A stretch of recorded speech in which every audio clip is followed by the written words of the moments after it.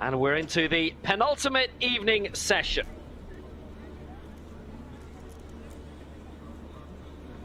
A day of 36 finals, 21 on the track, 15 in the field. We've already had 15 in the morning session. And now looking forward to some more dramatic action over the next 3 hours. We've got the race running, 3 finals of that later on. We start with the women's long jump T64 with some great names in that. Men's javelin F13, women's discus F53. We go into the fastest of the wheelchair races, the men's 800, women's 800 in the T54, the women's long jump T20. Some very good long jump action tonight. And we wrap up with the 1500 finals in the T20, the T13, and we have the universal relay. So good evening from Will Downing alongside Tolson Tollett. It has been actually a really good European Championships, despite the fact that, as usually happens in a Paralympics year, there will be a number of big names who don't attend. But look at the big names here. Fleur Jong, Steph Reed, Marlene van Ganswinkel, Sarah Andres Barrio, who famously medalled in the rain in London at the 2017 World Championships. And Fleur Jong already has a world record to her name this week. Marie-Amélie Lefeur, this is her category, the T64. Not involved today.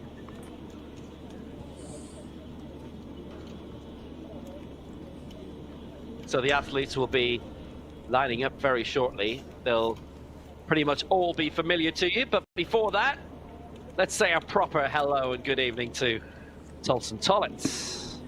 Good evening, Will. Yeah, very much looking forward to this event with Fleur Jong, who was victorious with that world record in the 100 meters earlier in these championships. So a class field to kick us off and get us underway, top and tail by 2 Dutch women who did so well in that 100 meters race. Of course, Van Ganswinkel with a championship record for her category in that as well, which she picked up the silver. And tonight, of course, we have the race running, which we saw in Berlin 3 years ago, made its debut there. The sport, which is predominantly from Denmark originally. There are 3 classifications.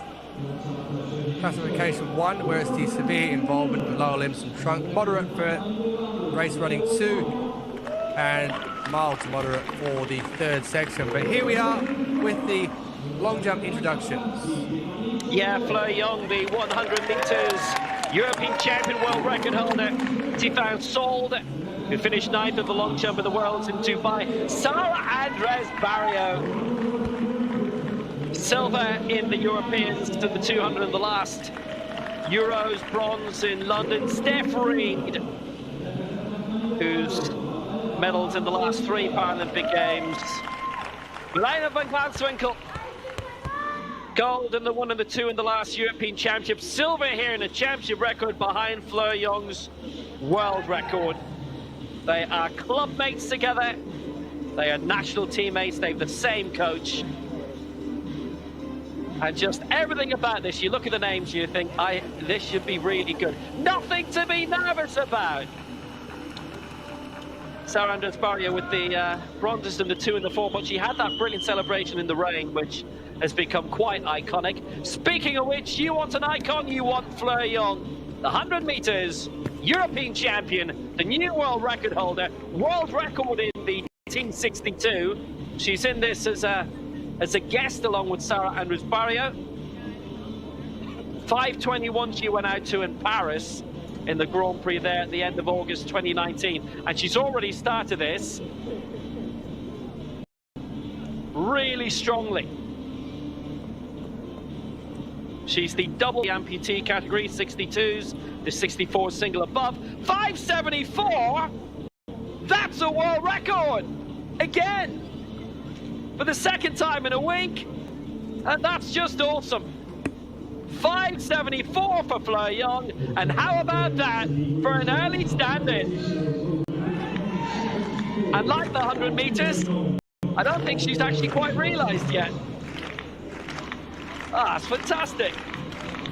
Isolde for France, her first attempt, her first European Championships, but was at the last Worlds in Dubai. She's a 19-year-old.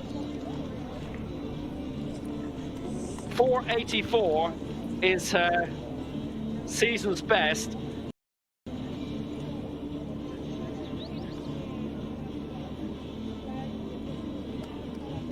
Fleur Young has gone out to 6:14 previously, but that's not counting as the T62 world record. There were a few category changes, you remember, a couple of years ago, and also if you're not competing in IPC competition, World Para Athletics competition, then you can't bring your records across with you, a la Jason Smith, etc. Sara Andres Barrio for Spain then, 489 her lifetime best.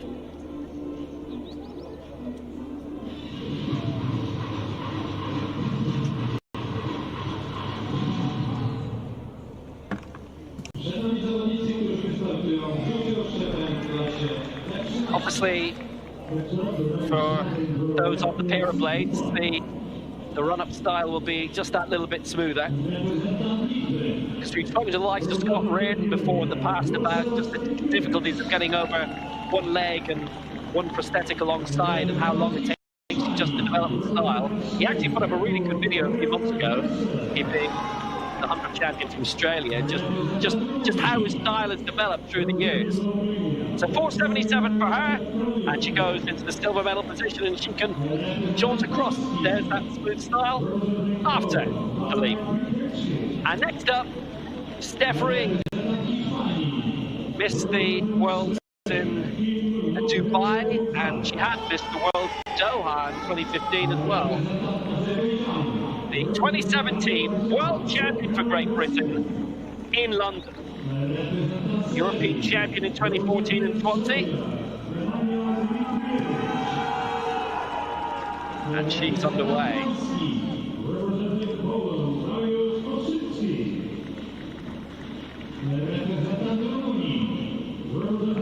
Oh, she's had a brilliant career already. That's a tight one. Oh, that's plasticity there. That's red straight away.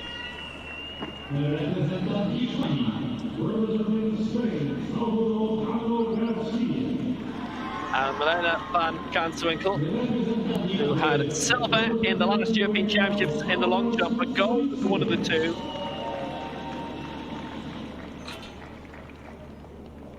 You remember the brilliant Dutch run that was had in Dubai at the Worlds in 2019.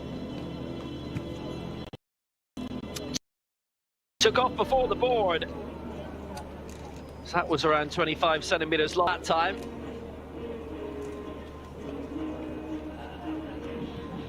Championship silver in Dubai 2 years ago, bronze in the long jump at the Paralympic Games in Rio, where she finished 7th in the 100 meters. The last Paralympic Games, and it feels so long ago considering the most literal leaps that some of the athletes have made since then. She's now one of the best around, and she goes into the silver medal position, and it's the Netherlands 1-2. Well, Guido Bonson, their coach, must be thinking what a week he's having so far. World records and championship records the other day, the 100 meters, and Fleur Young with that world record with the very first jump of the competition. Van Ganswinkel into second, and here goes Fleur Young, talking of that world record for her second jump. This will be a reasonably quick competition, only 5 taking part.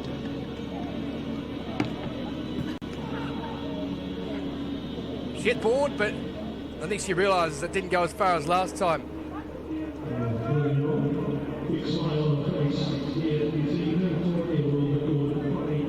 It's funny, isn't it? She's had 2 world records. Both times she hasn't realised. Better late than never.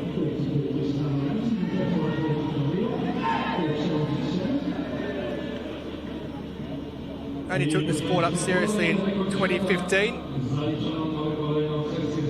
So she's in her 6th year, but 5:44 for her second. She remains with a world record in the lead. That 5:44 let's say she fouled the fan, that would have been a world record. It's absolutely incredible. They moved from when Gina Bonton relocated to Amsterdam a couple of years ago. Well, that's been fun so far. What about this men's javelin F13? And it's Cabrera. That's there. F13, the least of the visual impairment categories. And the man who won European Championship gold at 2014 and is the reigning European champion from Spain. Lifetime best of 64.89. He holds the world, the European and the championship record in the F12 category, which he's in. Mixture of F12s and F13s. F12s with medium visual impairment. And here he goes. That's rather long. 43.79, his season best so far. For the Spaniard. We're seeing some decent efforts in these championships. World records, championship records, European records, and that is a season best. 54.47 puts him into first place. By the way, if you were with us this morning, something which happened after the session ended, the universal relay, the second heat, Poland ended up being disqualified for a changeover violation in that. So we thought we'd see them in the final. We won't, but that's for a few hours' time. So here's Tukalic with his first. Hobbies of football and billiards. Man after my own heart. Certainly not as far as where you sit.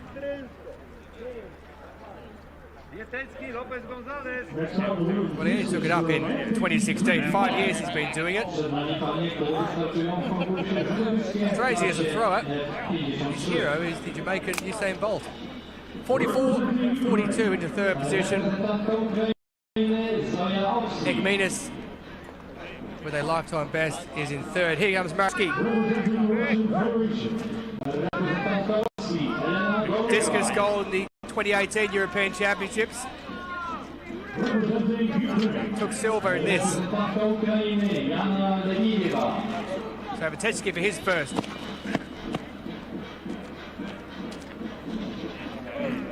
Well, that's long. 59.71 his lifetime best, 53.04 his season best. And amazing how decent competition up against each other just brings out the best in people.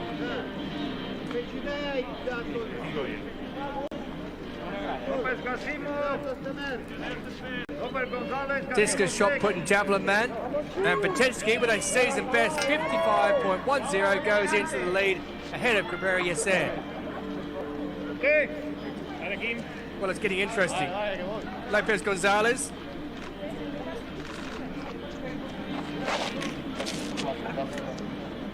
I don't think that made a mark.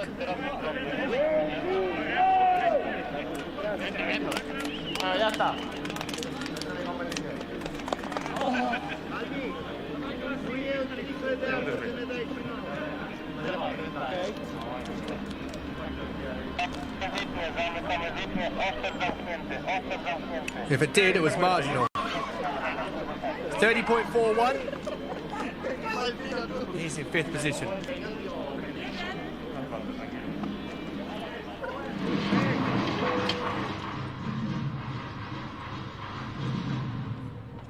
So we move across to the shot put men's category F35, which will be getting under in the coming minutes. Some big throwers in this one. European record holder Edgar Bergs.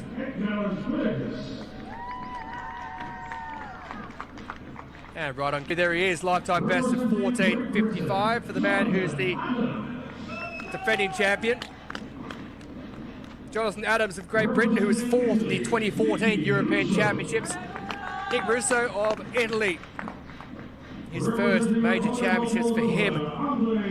Andre Valendier of Moldova, 2018 bronze medal. And Alexander Elman, the championship record holder, 2014 and 2016 gold. He took silver in 2013 and bronze in Doha in 2015. So that getting underway in a moment or two's time, but back to the men's javelin throw F13.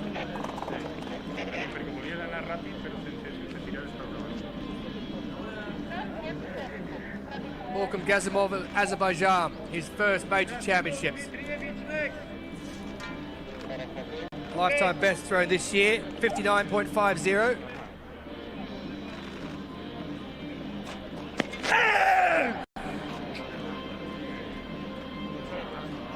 Well, that's pretty long. That halfway line that we see on the football field there was around about the mark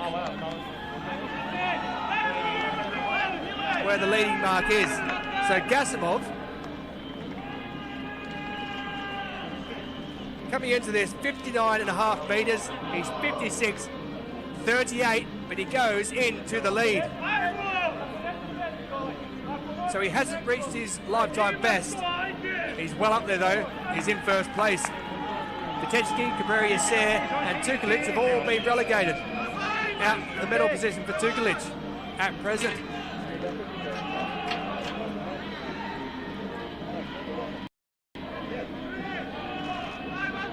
Nemanja Dimitrievich, he took bronze in 2016 and 2018, so can he go one or two better this time?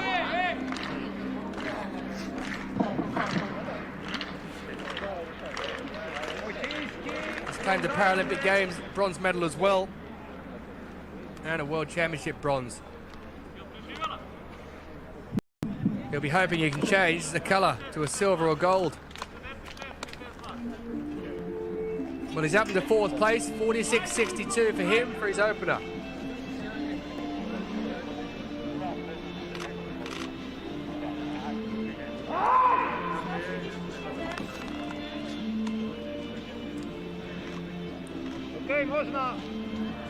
One of two poles in this, Asinski.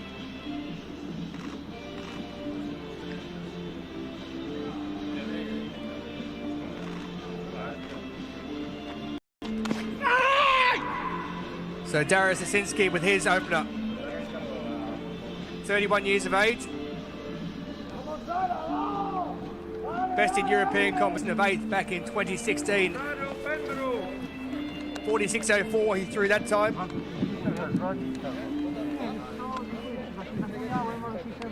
47.98 is his lifetime best. 47.51 he opens up with. That puts him into fourth with a season best.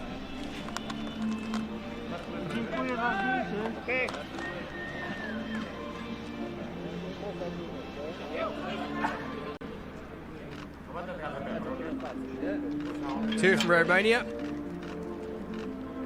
Tukalic, and here is Petra Prunderu.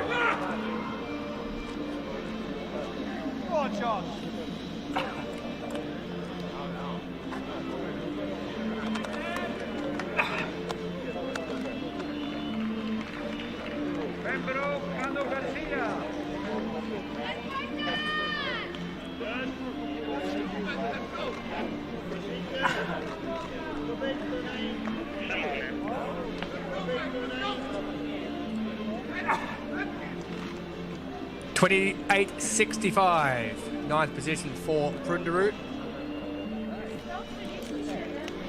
Now here's Daniel Pembroke, an elbow injury which saw him miss the 2012 Paralympic Games on home turf, unfortunately. So he's setting his sights on Tokyo. 15.77, his lifetime best set this year for Pembroke. How's his start though?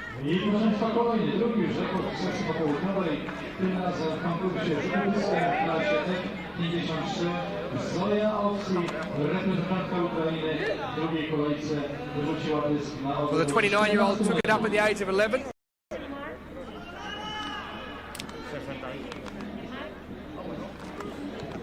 He's suffered injuries, he's suffered disappointment, but he's in with a chance here. 55.73, he's up into the silver medal position.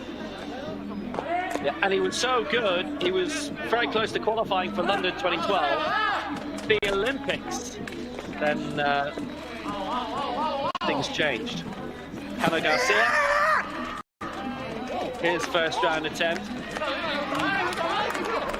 Well, the halfway line, the target for everybody right now, which is really convenient. Just a quick eye on that women's long jump T64. It is as you were in terms of positioning. And no new world records have been set.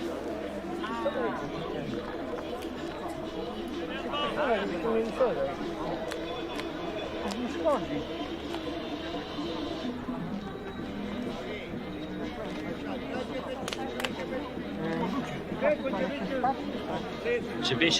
for Lithuania.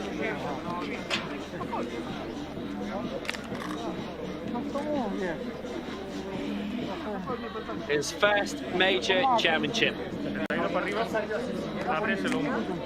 And he's had a good run of it, qualifying for this. Lifetime best this year of 48 and 45.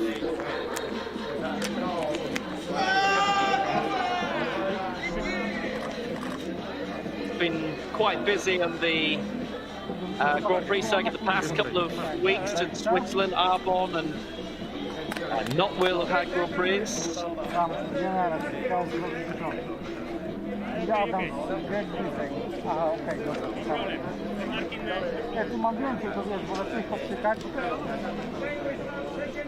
He goes up into 10th spot, 39.79.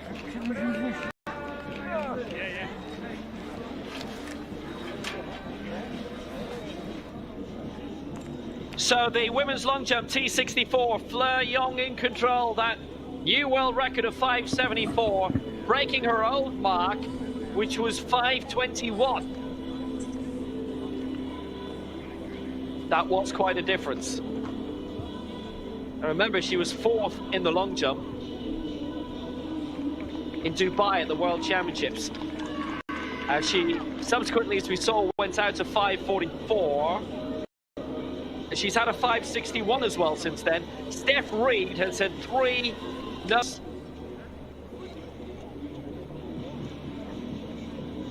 Gold and silver medal positions being held by these two. Same club, same coach.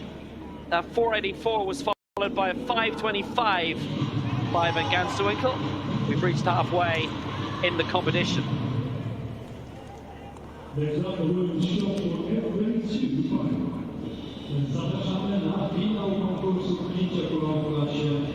5.23, our most recent mark, but they're just checking that.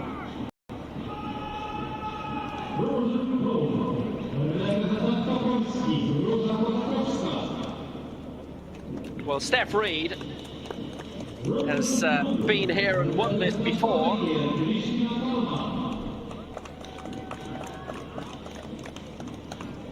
And a lifetime best of 5.78 would be further than Fleur Young's world record. Fleur Young being a T62, Reed being a 64. And here she is.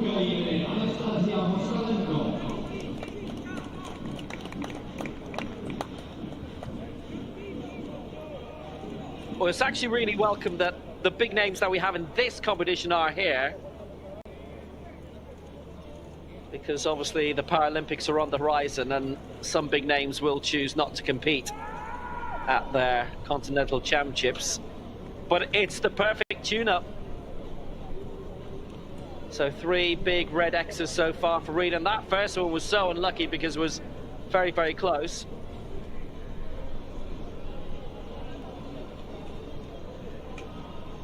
Normally when we're away at other events, we're able to peer over and have a good look, but we can't quite see the long jump pin from our separate commentary boxes. This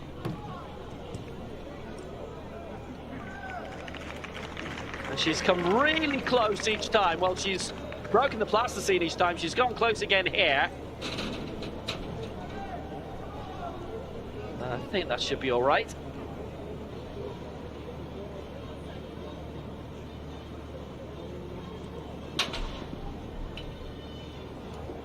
We'll get her on the board anyway, which is obviously what you always want to do anyway. 5 meters 11. She goes into the bronze medal position, surpassing the lifetime best of Sarah Andras-Barria.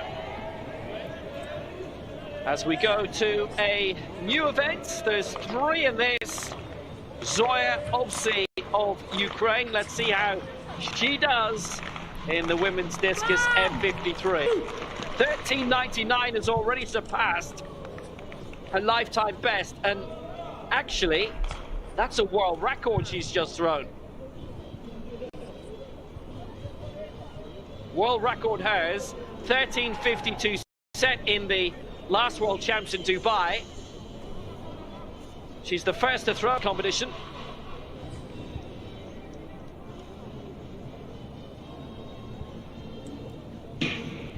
And already she's set a new mark. 13.52 was her old world record, 13.99. And that ironically matches her old world record that she has now surpassed. 13 meters 99 in round 2.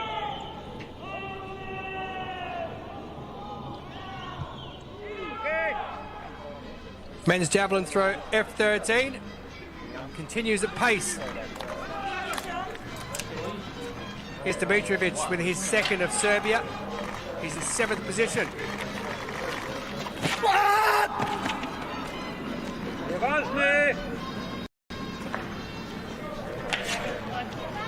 Well, 46.62 is first, but that one there, as you can see, he's touched the line. So that is a red flag. Did his best.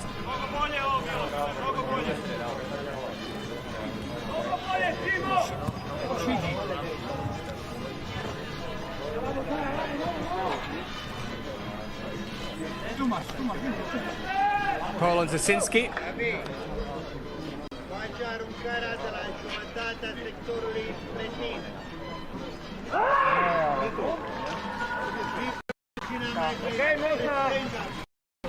Gee, it'd be nice for him if he had spectators in.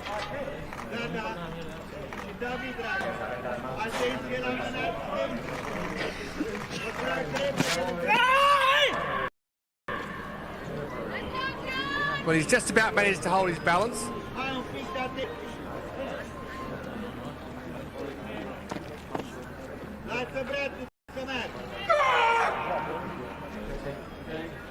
He actually took up the sport in Bydgoszcz. He's from Gdansk. 41.03, so no improvement. Around 6.5 minutes down on his last. As Prundaru of Romania turns.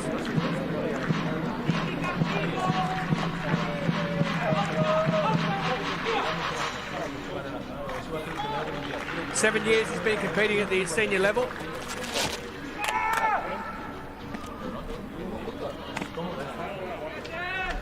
Well, that looked like a very flat landing.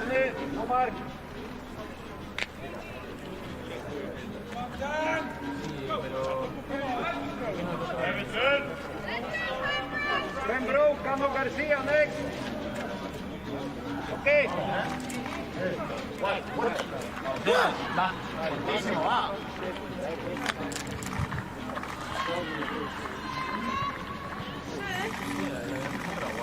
Here goes Pembroke, as we still wait for Prundaru's mark, but Pembroke has really given it some.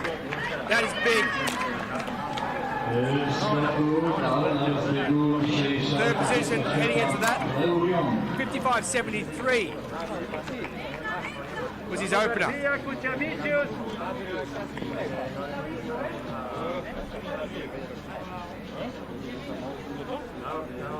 As Pembroke weighs 59.11.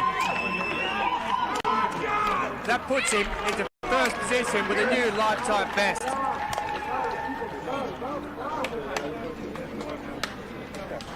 Tony Garcia of Spain.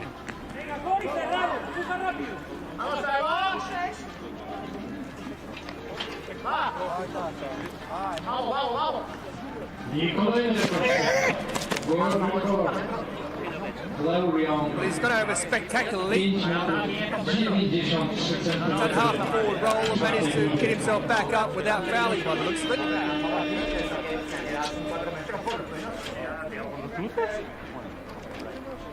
Now, Kane Garcia is a medium visual impairment. He's an F12. You may hear someone yelling out when they go in to throw the javelin. That's a guide giving them a bit of assistance. Being medium visual impairment, 52.81 for Kane Garcia. Kukovicius is getting set to go. As we head back to the long jump. Round 4 of the long jump. It's a solid effort, and that's a lot more like what she's wanted to do. She's a 5.61 jumper in her career. She's gone up for 5.25 so far, but she will feel that's much more like what she wants to do.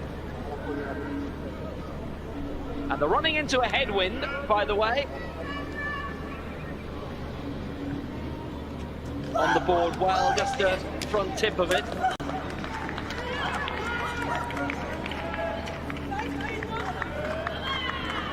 .561 she has gone out to in her career. It's her first long jump competition of the season. Oh, she loves that, and justifiably so, because she's gone into the lead.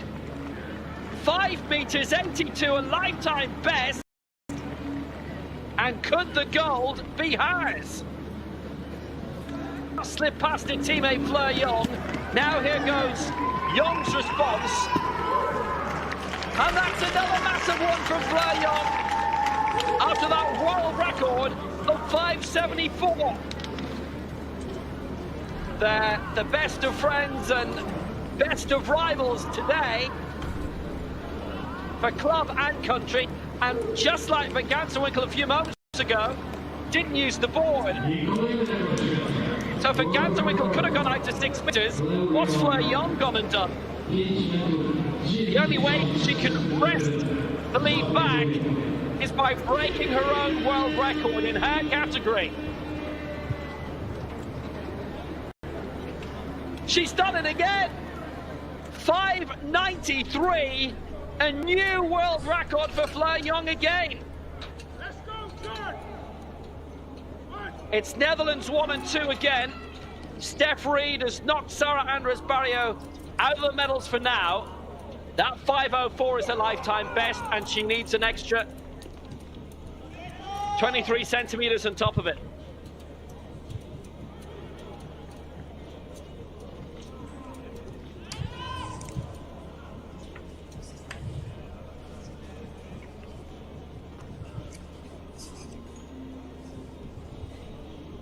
What a hot competition, with Tokyo just around the corner.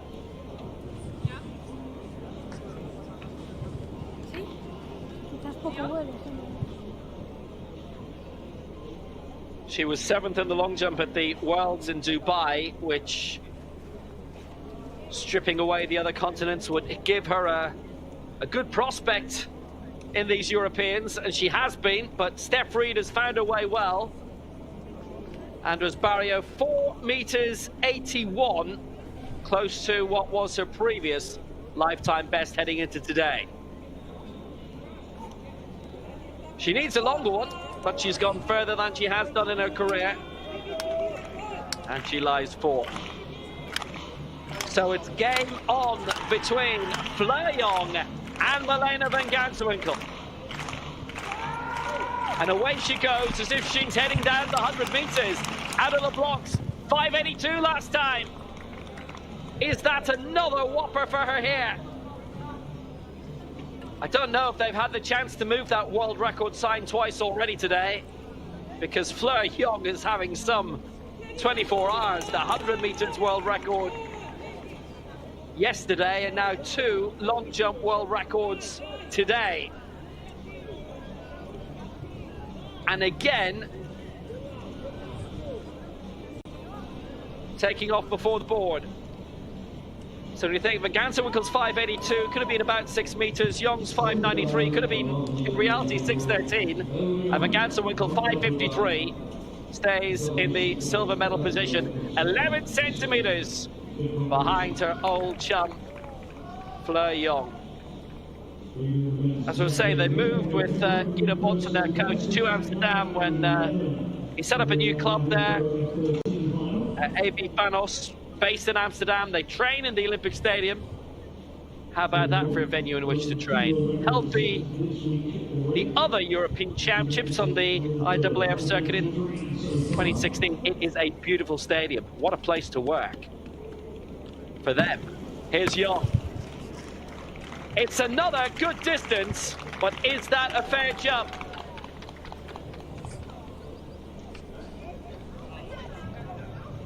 Well, she's having the time of her life. As I said before, in other competitions, she's gone out to 6:14, but that's not the world record brought across here. That's absolutely fine in terms of the board. Absolutely awesome set of results so far for Fleur Young, and this will be another one. A third world record, 6 meters, 04. Utterly fantastic.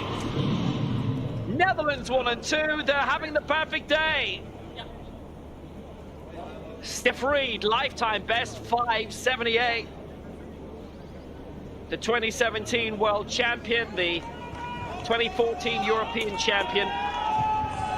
Silvers in the long jump in the last 2 Paralympic Games. She is a woman for the big occasion, but now she needs a really big leap. And I wonder how close that was to the line.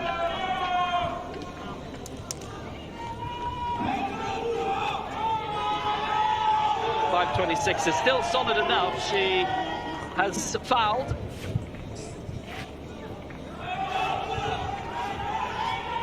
But because of her position at halfway, she has to jump first in every round. As we were saying in previous long jumps, there was a rule a few years ago where they would reset for the final round, but now they follow the same rotation, 4, 5 and 6, but at least they all do get to jump in the 6th round, unlike the IAAF circuit now in some competitions, which if I find somebody who likes that, I'll let you know. Anyway, here's Solder, that's a foul. She's fouled 4 of her 6. 462 her best though, which isn't that far away from her best, and she will finish in 5th spot.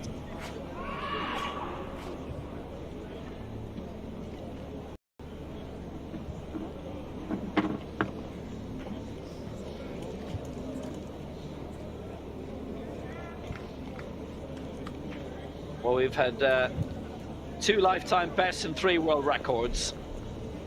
So, to be honest with you, this competition has delivered not just what we thought it would, but even much more than that.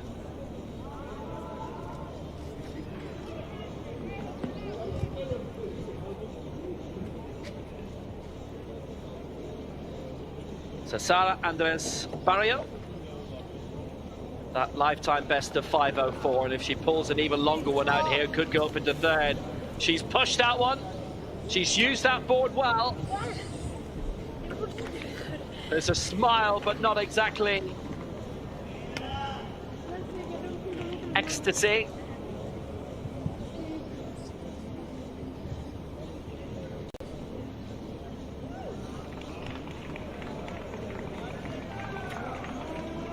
And maybe 15 centimeters out.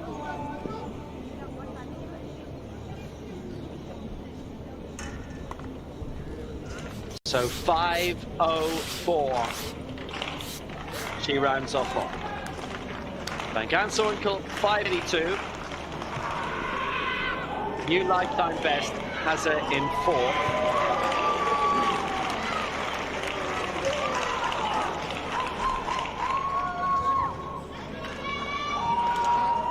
Andres Barrio finishes just outside the medals. Reed finishes in bronze. And Milena van Ganswinkel at least silver. Can she drag something major out? It's another solid effort.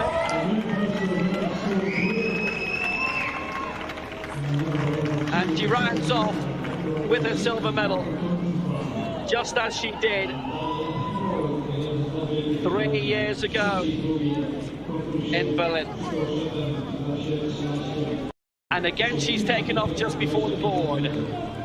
Well, for Young and Winkle, maybe it's better it happens here instead of in Tokyo at the Paralympic Games in August and September. They've got the main 2 medals here. The Winkle's delivered excellently. Her last attempt going out to 5 meters 60.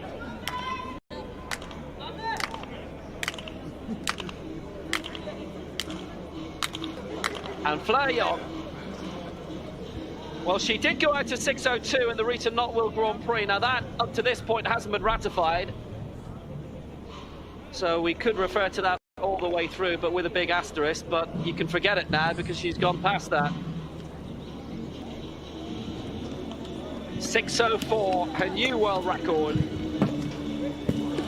And can she ride off with something even bigger? Let's wait.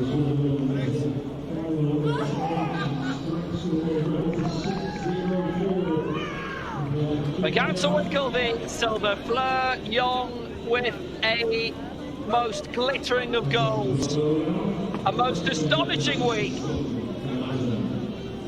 It's going to be a lot of fun watching them during the Paralympic Games.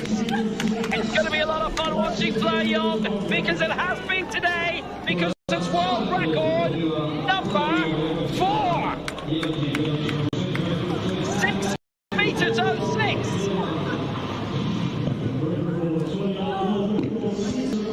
Absolutely fantastic.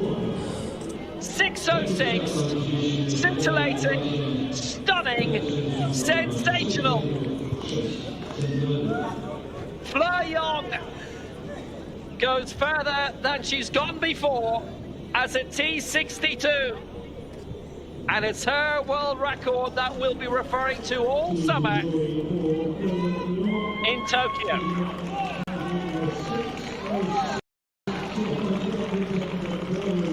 Well, it reminds me a little bit of Jonathan Edwards at Gothenburg. He broke his world record twice. That was just great.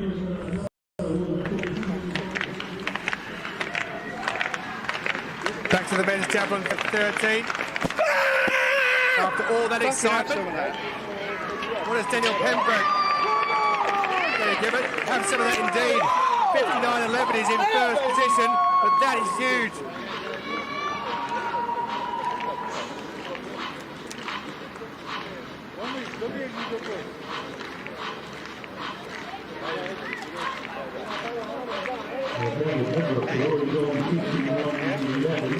Well, he likes it. 65.25 metres. A new lifetime best for Pembroke. He's steaming ahead.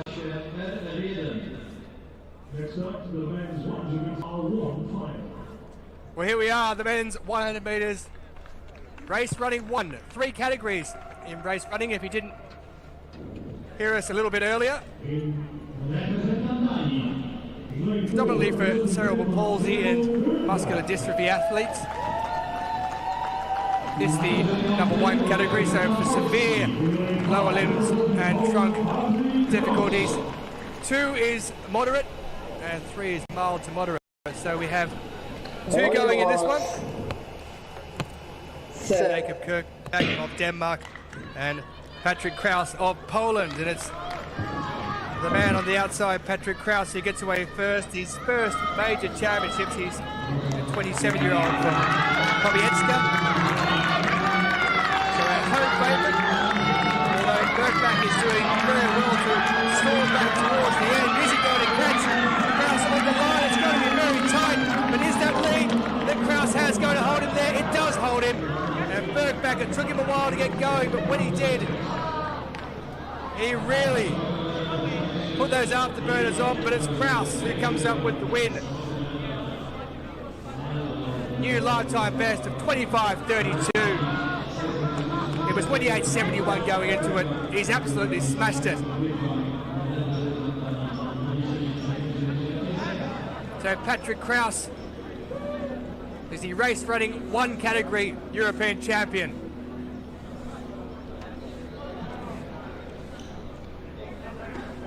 Made his debut back in Berlin in 2018.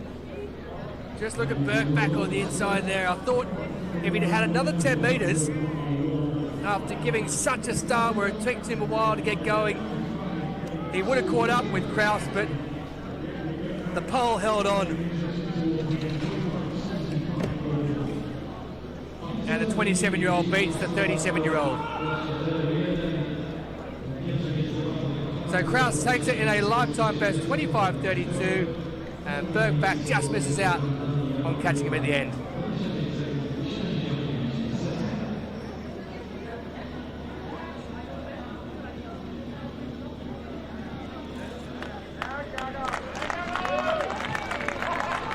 So the men's shot put, F35.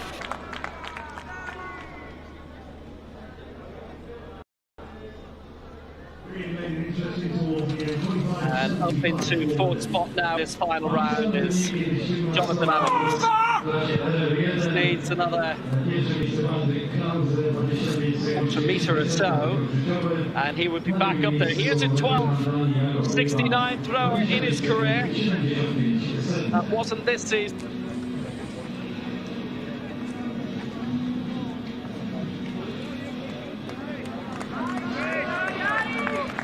And 11.53 means he will miss out on the medals this time.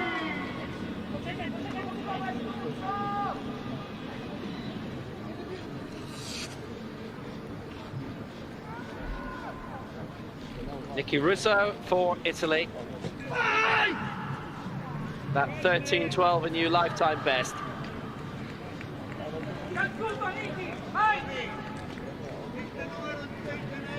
He's 60 centimeters behind Edgars Bergs. Russo had been on 12.88 in terms of his lifetime best set earlier this year.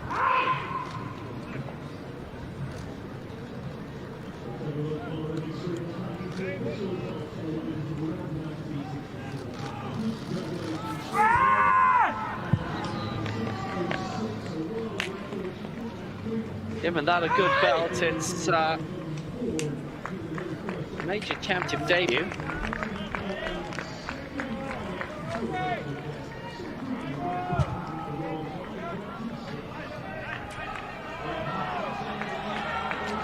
It's bronze. It's a good way to start. Lifetime best as well. Edgars Bergs for Latvia. A very solid throwing nation.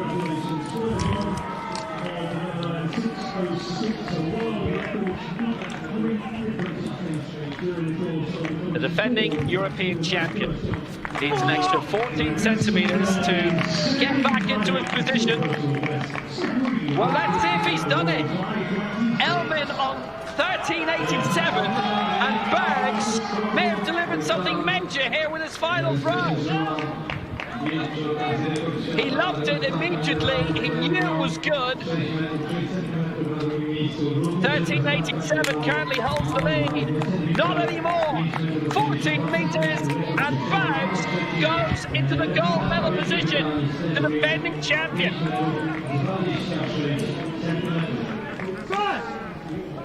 So Elman now has to respond. Needs an extra 14.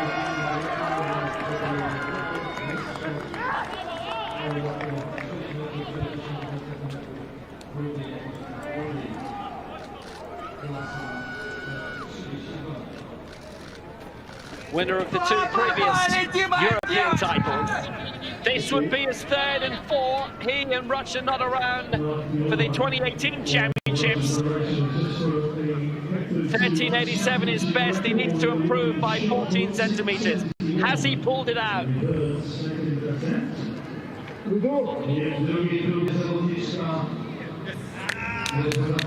It's so close.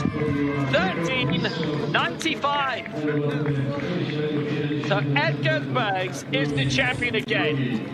He gets his second title to draw level with Elman. Russo, the bronze for Italy.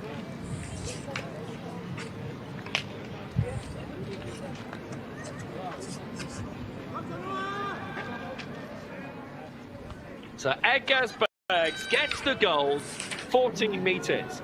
Elman, the silver for Russia, 13.95. Nicky Russo, the bronze for Italy. So Bydgoszcz with another Latvian throwing gold.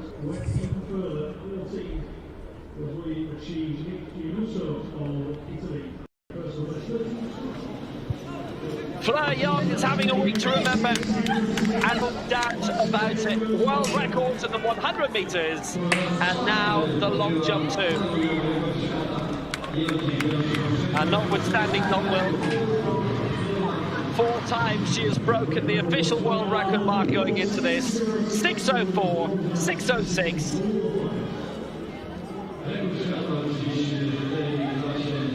Utterly magnificent. So Fleur Young with a new world record as part of a Dutch 1-2, just like in the 100 meters. Van Gansewinkel the silver, and Steffrey the bronze for Great Britain.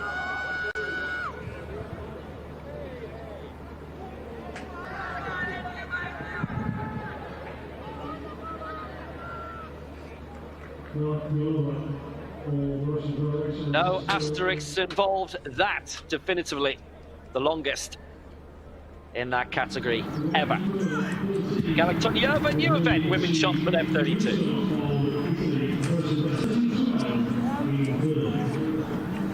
And she sits in first position at the moment.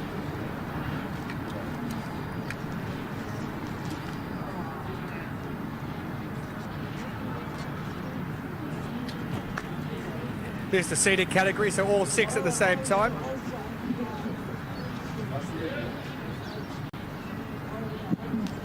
She took silver back in Dubai in 2019, but she's in first position at present. The Russian. Yeah, that was the championship record there of 6:72. European record is 6:92. Held by Anastasia Moskalenko, who is next to throw. It's one more throw to go, though. Well, that's so close to the world record line. That's Catherine Proudfoot's of 7:04. European record, 6:92. She's brushing up against it at the very least, maybe more.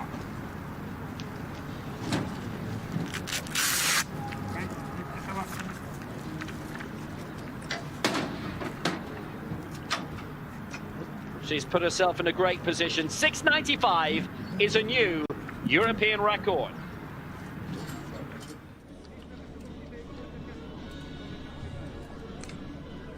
Men's 200 metres T37 final. Andre Verdovin, the man to beat, as always. Verdovin holds the world, European and championship record in this event. And he holds it in a couple of others as well.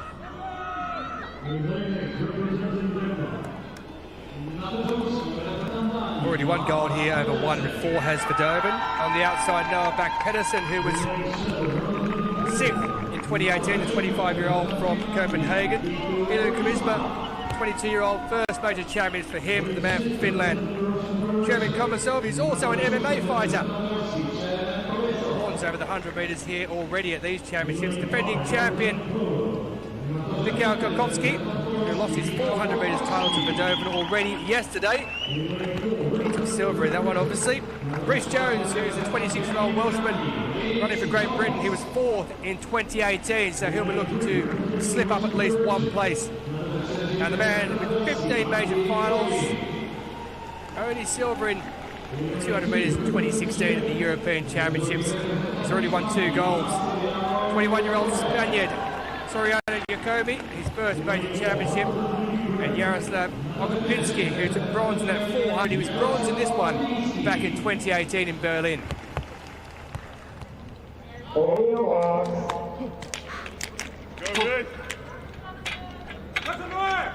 So defending champion Kotkowski will go from lane 5. And for Doven, the world, European and championship record holder, who's already picked up 2 golds here on the right of your screen, will go from lane 3.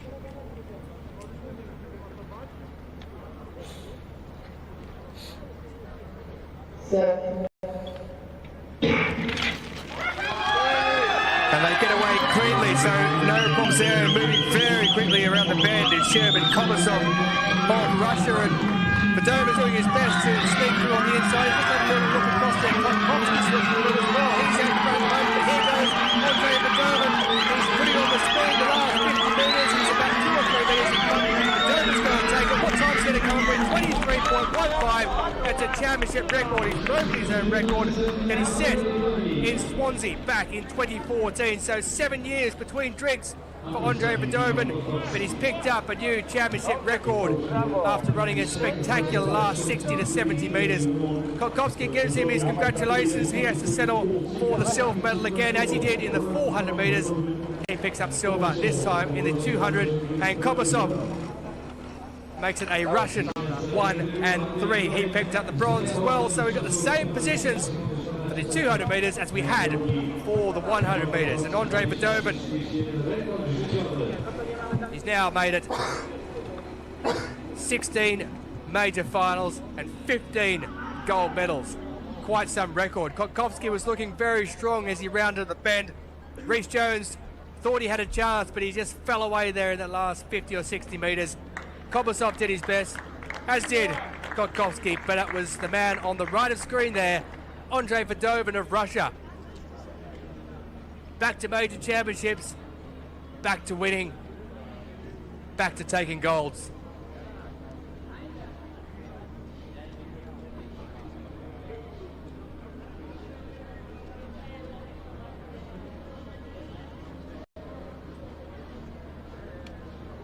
So Padovan in a new championship record time of 23.14. Kotkowski has to settle for silver again, as he did in the 100. And Kobasov also with another bronze for him.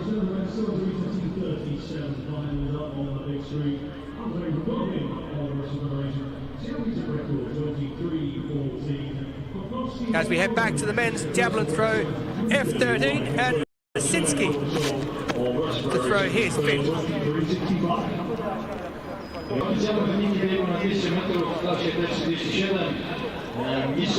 Down the way at the moment in 7th spot, and coming in the opening round. Hasn't quite been able to recapture the same magic since. And he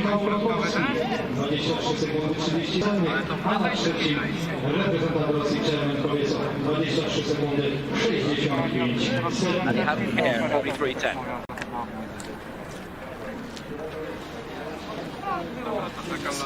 Well, Dimitrievich, who led earlier. Manja Dimitrievich, the 29-year-old Serbian.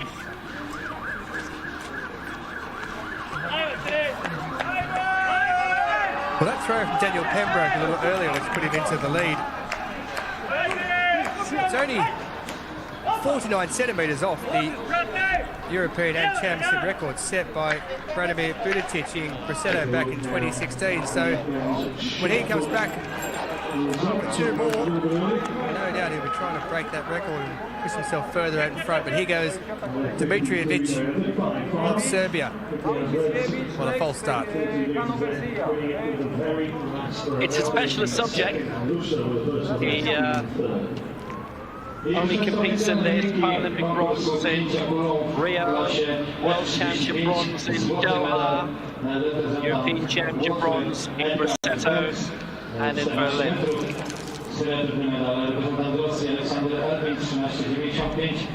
Brother Stefan, the discus thrower, who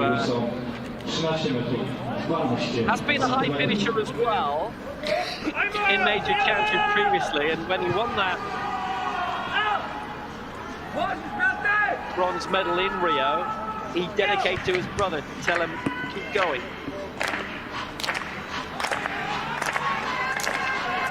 And he has that. So 52 meters 70. It's a bit more added on to that in order to crank his way up into the top three.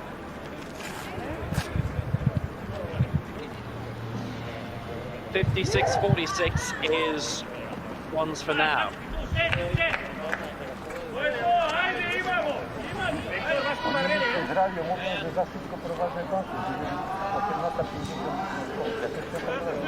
That will not help.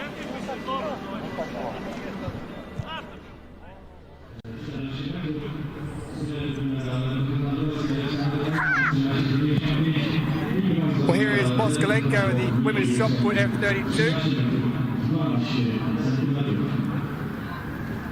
In second position at the moment.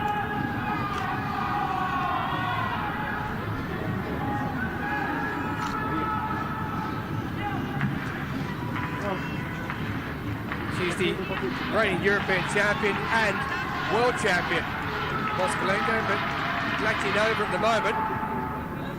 Has her number, 681. So she's got one throw left to make up 14 centimetres.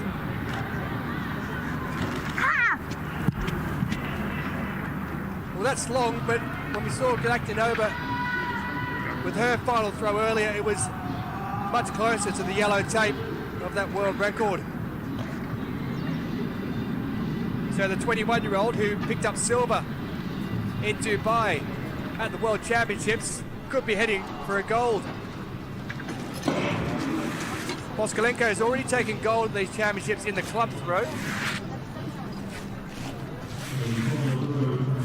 But it looks she's going to have to settle for silver, and she will.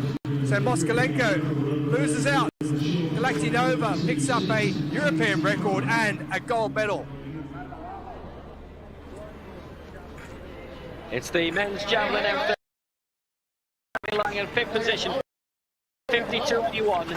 His best is just about 3.5 minutes right now.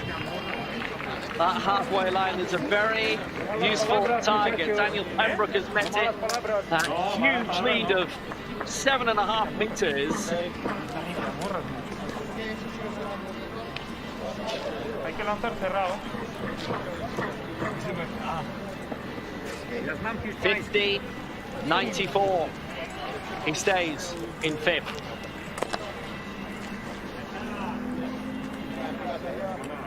Cabrera, Yasimov, next.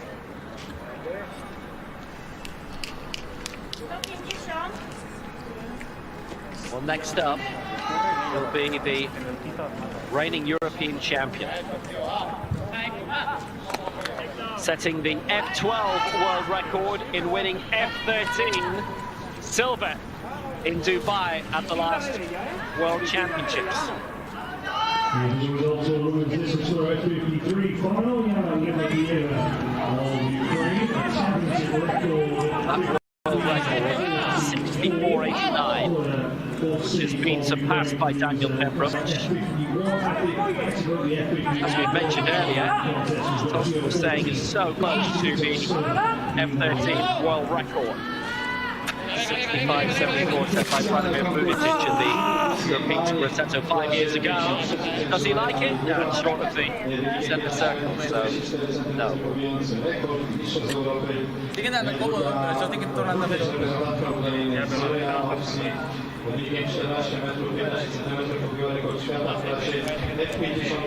At a time period in Rome under the Erasmus program. Needs exactly 2 meters ahead of his best to get into the medals, get above Gasimov. He's 1.99 behind. It's a gas time for Gasimov. 56.46 as we're in the bronze medal position. Frankly, Italy throws as well would do the same.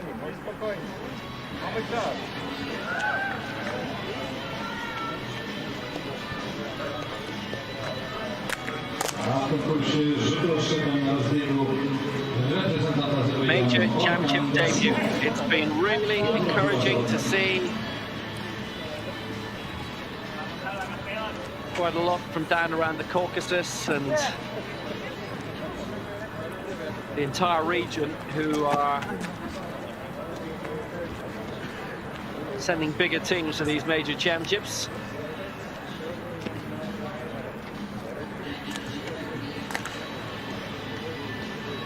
Penultimate throw.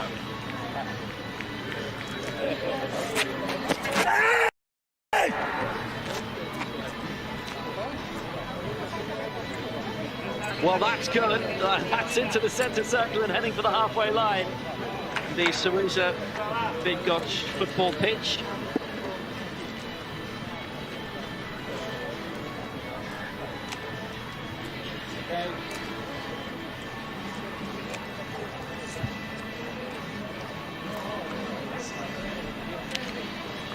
Spokojnie, spokojnie. 53 meters 40, he doesn't improve. But the football groundsman here, well, I don't know if you can go on holidays if you're Polish at the moment, but, you know, if he's having a couple of weeks on Holland Island, I hope he's really enjoying it, because, boy, is he going to have a busy summer. I'll say every summer, because Bydgoszcz holds quite a few athletics championships. But not as intense as this. One javelin competition, one shot put a week on the IAAF circuit, and here it's a few more. Konkursie rzutu oszczepem w klocie 13 na rozbiegu Marek Bydgoszcz. For Poland, 57-74, currently in the silver medal position. It's beyond halfway, so that is good. And that might be an improvement on what he's achieved. He's never thrown beyond 60 meters in his career. He's a 59-71 man, well beyond the season's best, but there's been a little less competition than usual for, well, you know.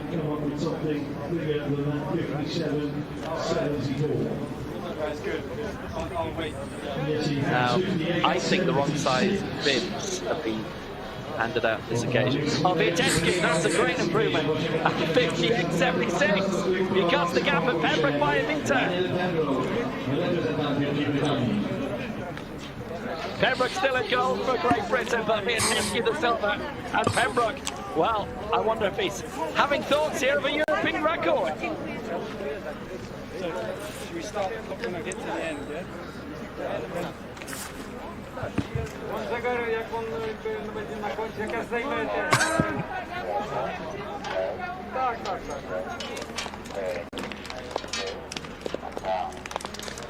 Daniel Pembroke.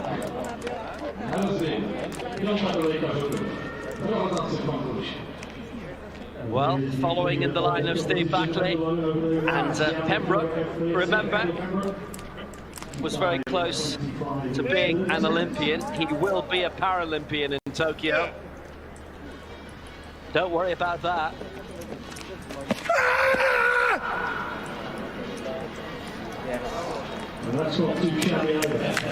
That's a decent throw. That is a very, very good throw. He's based in Hereford. And that unfortunate injury which kept him out of London 2012. He's gone past all of those issues.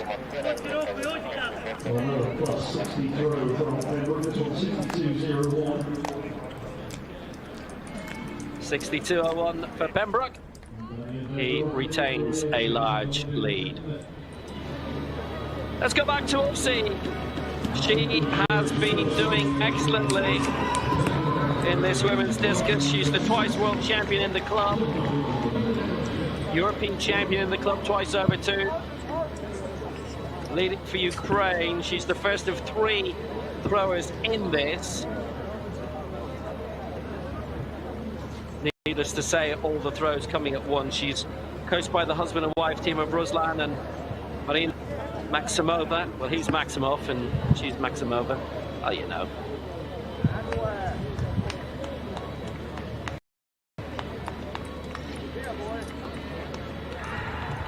And obviously already breaking the world record in this. Oh, she might have done it again. Yes, 14. What a standard to set. It's another world record. Brilliant. Yana Lebedeva with a championship record 15:44 takes the gold. Obsi's world record in second 14:15. Golova third for Russia 12:18. Ukraine 1 and 2. Lebedeva in a different category, but this one going on distance, and Lebedeva got it. Obviously the silver, but she's got the world record. Back to the men's javelin, F13, Bydgoszcz for Romania.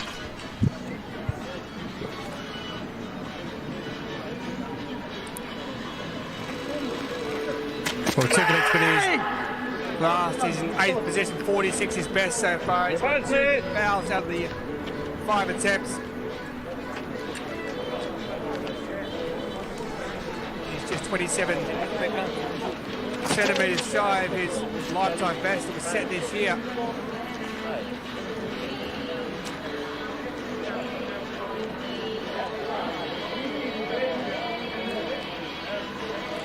And that's a foul, so 50% of his throws were fouls.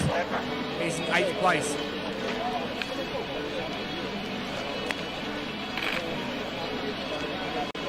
Osinski 4 metres and 30 centimetres or so.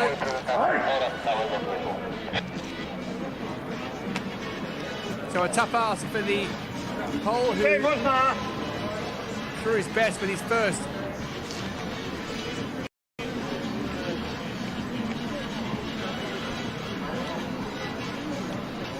He's not far off his lifetime best, which is 47.98. So he'll have that in his sights.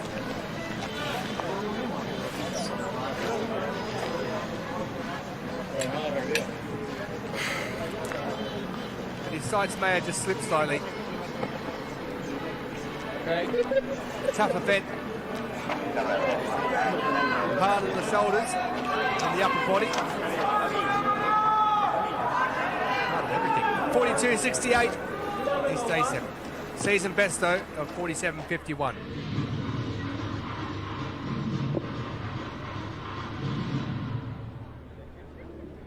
So we're back on the track for the final of the men's 800 meters, T54. It's a confluence of massive names. The sprinters, Tati and Van Wiegel. The longer distance giant that is, Marcel Hoog. So the outside in lane 8, the 10 times European champion, 4 times champion, 5 times Paralympic champion, Leo Hekatati for Finland. In lane 7 for Russia, bronze in the 1500 meters this week. 7 medals in Grosseto in 2016 for Alexei Bichenok. In lane 6 for the Netherlands, the 12 times European medalist, 3 of them gold, Kenny Van Wiegel.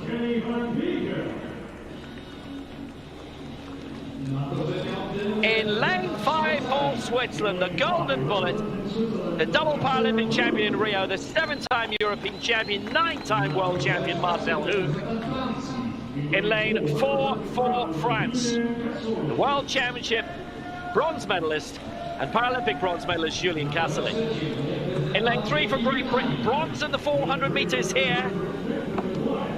And in the 1, the 2 and the 8 in Berlin 3 years ago, Nathan Maguire.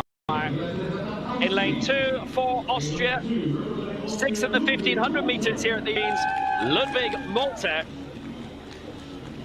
And in lane 1 for Great Britain, this week's European Championship silver medalist over 1500 meters, Danny Sidbury.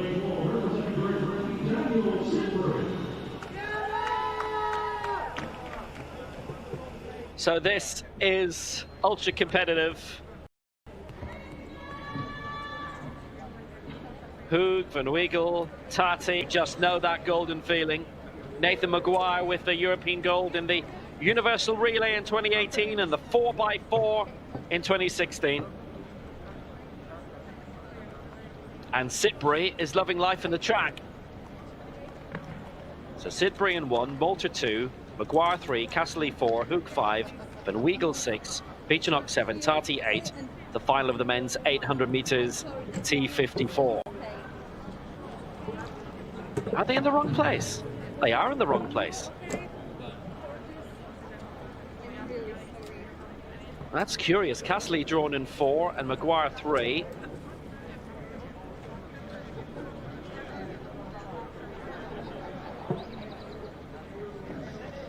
On your mark. So Sidbury, Malta, Maguire, Castley, Hoog, Van Weigel, Bydgoszcz and Tati. The final of the men's 800 meters T54. Away they go this time. The clash of Hoog, Van Weigel, Tati is always fascinating in this category with so many big names and so many great champions and such brilliant racing. The Flying Finn is flying for now. Leo-Pekka Tati, the 100 and the 400 champion this week, silver in the 8. 3 years ago, behind Hoog in Berlin. Tati and Hoog and Van Weigel. Sidbury up there.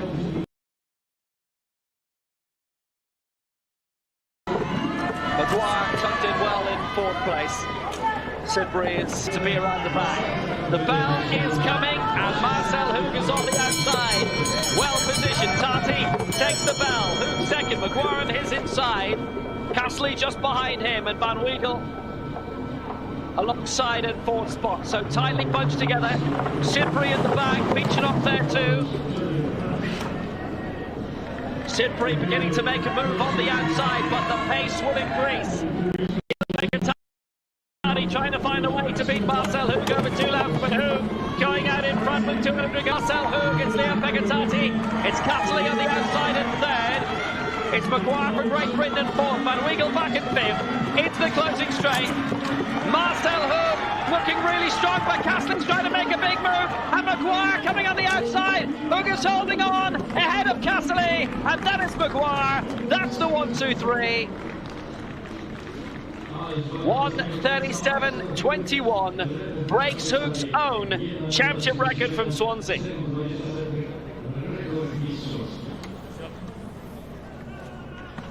What a brilliant race in the end.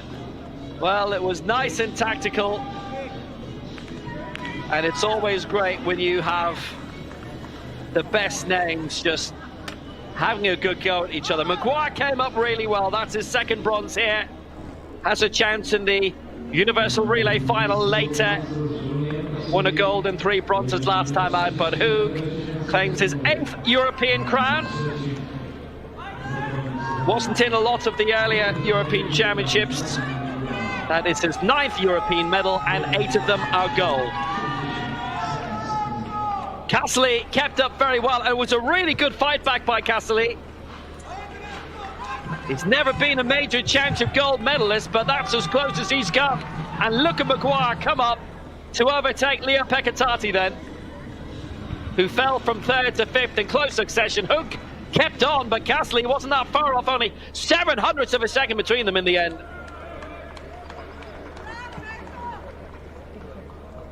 But the silver bullet remains 800 champion. Did the treble in Berlin, looking to complete the treble in the 5,000 meters tomorrow.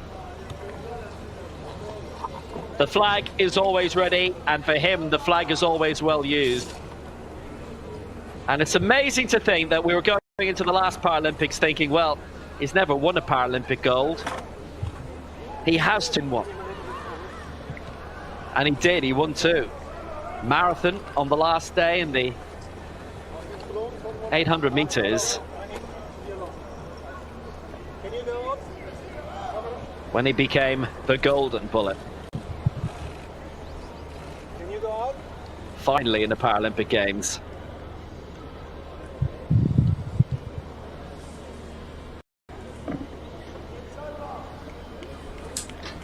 Well, the woman with the golden shot, Galakjanova, and it may have been a golden throw. A new European record for Evgenia Galakchinova for Russia in the women's 32. Moskalenko the silver for Ukraine, and Kosakowska the bronze for Poland. As you see, Hug's finish from a different angle. But no matter how you look at him, he is a fabulous champ.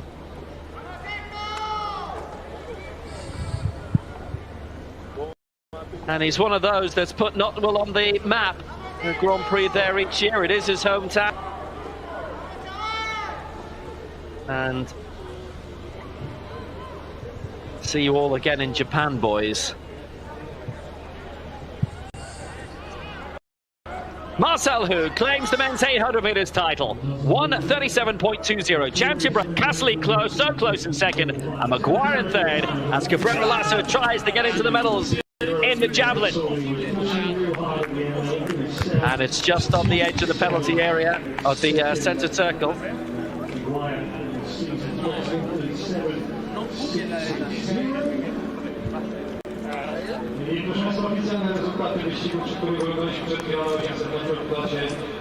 And the Europeans, of course, 47.08, so it's full for Cabrera Lasso, so the top three are safe, and perhaps they're locked into their positions now. But the Europeans always massively important in their own right, but I mean, what a brilliant taste of this is for the Paralympic Games. This is the first championship for 18 months, and we're still getting world records, we're still getting the bubbling up again.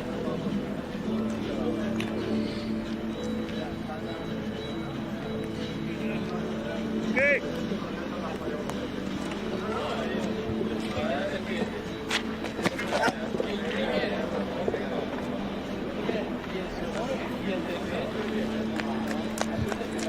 Gasimov in a solid position in third then.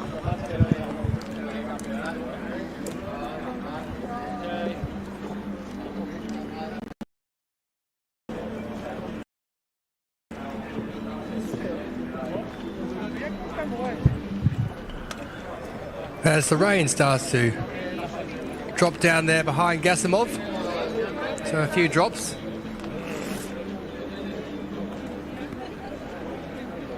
Gasimov stays in third, so he'll pick up the bronze, and Vitetsky, his last throw, 58.76, his season best.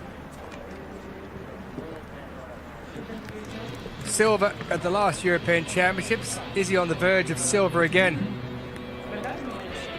It would take something absolutely spectacular for him to usurp Daniel Pembroke at the top.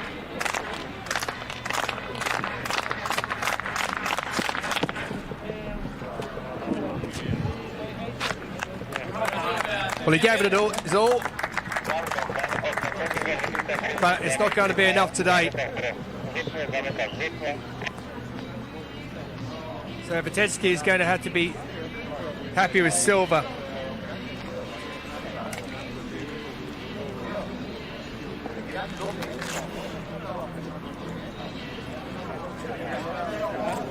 .56.35, so a season best with his penultimate throw. It is Daniel Pembroke who wins the gold medal. Vitetsky picks up the silver.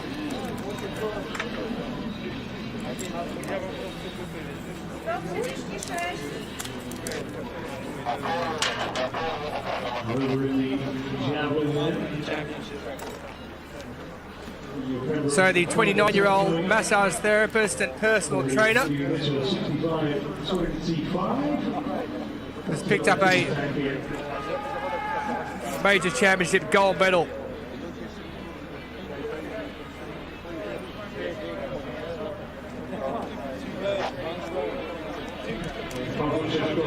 He's got no pressure, so he may well have that European Championship record in his sights, which is 65.74. So he's around 50 centimetres away from it.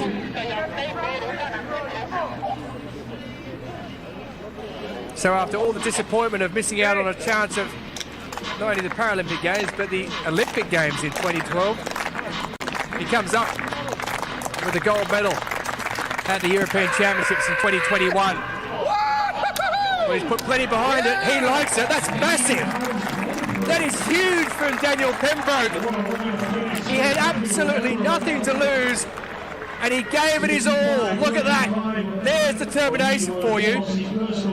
And there is distance. He's almost put it down to the other goal box on the field down the end. The world record in this is 64.89 in the F12 category. He's only got to throw a 60. Well, Pembroke's the F13, and that is huge. A European record, 66.75 for Daniel Pembroke. What an athlete, what a throw, what a goal. Daniel Pembroke, 66 metrów, 75 centymetrów w ostatniej próbie. Well, sometimes in these events, you see the distances go down as they get further into it. It's very rare when you see a throw like that with no pressure on at the end, and he's won the gold medal, getting that much distance. But Pembroke has done it. Pure joy, pure determination. What a guy. Pembroke, European record with the gold. Bydgoszcz, season best in silver. Gasimov, his first major championships, he's picked up a bronze in third place.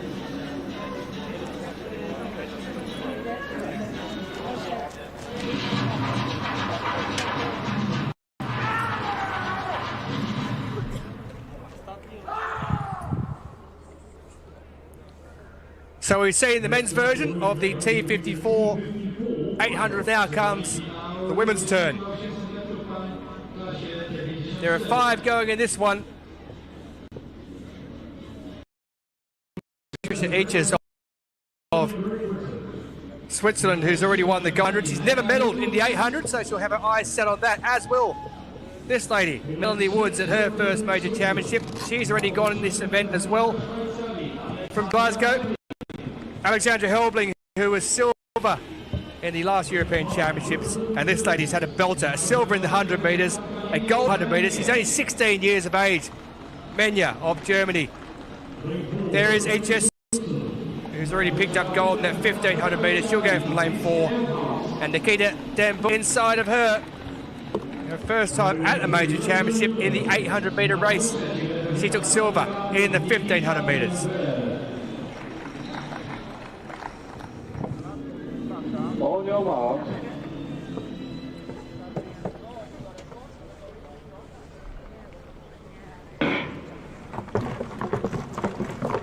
So away they go. This is the fastest of the wheelchair category, so they'll scoot around quite quickly. The championship, world and European records are held by Manuela Shah of Switzerland, who's not here at this event obviously, and Menya, who gets out to a quickish start. Had a great championships already. As I said, she was 4th in that 1500 metres. She's silver in the 100, gold in the 400. This is her 4th event, and we're on day 4 of 5 of these championships, so she's working extremely hard throughout this event to try and come up with something. 16 years of age. She was the under 14 wheelchair category winner in the London Mini Marathon back in 2018, so she knows how to go over a long distance as well as those shorter ones when she went over that 100. She leads out in front at the moment. It's Eaches who's in second position, followed by Helbling, the second of the Swiss athletes, who's back in third, with the Dutch Den Boer going around the outside as they take the bell. And it's now Eaches who takes the lead from Menya, who slips back into second spot. So working way around the outside is Nikita Den Boer. She's doing extra work because she's getting out there wider, and she's have to try and get around Helbling as she does into the third position. But out in front, with around 200 metres to go, it's Eaches who leads, with Menya in second place, and it's going to be a sprint on when they get round to this last 100 metres or so. But at the moment, Eaches is doing well. Menya's looking to come around the outside. She's just stuck in a slipstream there a little bit. She'll burst out and try and get around the outside of Eaches, as she does here right now. But it's Eaches who has the lead, and coming down the outside, Den Boer's making a play for it. Menya's catching up on Eaches at the moment. Can Menya catch her? She's getting close. Will she get her on the line? It's very, very close. Eaches gets it. It's Eaches who gets the gold. Menya picks up the silver medal, and that a championship record of 1:52.02. It's been to So that breaks Bydgoszcz's 2 minutes 0.93, which he set 7 years ago in Swansea. Quite some effort by Patricia Eches, who's never, would you believe, medalled in an 800-metre race. 152.2. Menya put the pace on. Look what it means to her. Tears of joy. She picks up her second gold of these championships to add to that 1,500 metres already. Well, the youngster put the pace on. It forced Eches to go with her, and in turn, that worked for a championship record. Menya held the lead for a good half to 2/3 of the race. Eches made a move when the bell went. Menya came again, and it looked as though she was going to get her on the line, possibly. At this point, you think she's going to get her. Eches holds on. If it goes another 5 metres, the youngster picks up another goal, but that's how close it was. Devore takes the bronze, but look at the arm action there from Patricia Eches.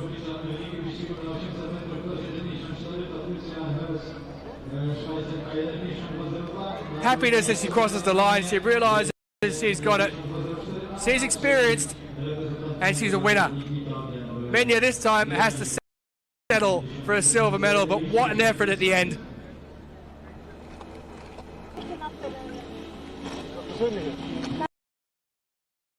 So Eches picks up another gold.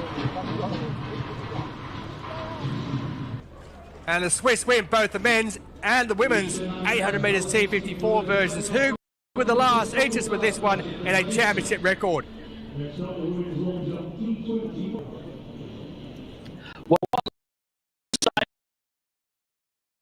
Tonight, and there is more coming. Some hugely familiar.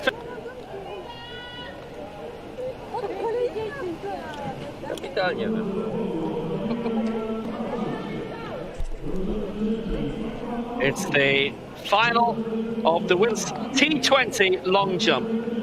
10 going in this.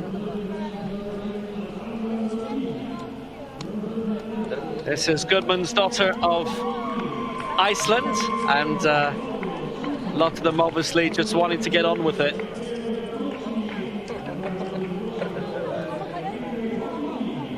And Irina Potikina of Russia to round off. Karolina Kucharczyk in this. She's the World, European and Championship record holder. Turkey with 3 in this. Adana Akin, Fatma Altin and Ezra Bayrak, who's 5:49 jumper this season, which has her highly ranked. Kucharczyk hasn't competed yet this season. And Stefania Gudmundsdóttir, hoping to continue Iceland's great recent run.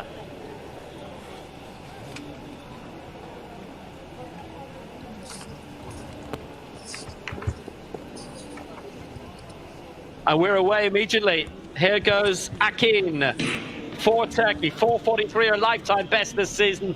Just took off before the board.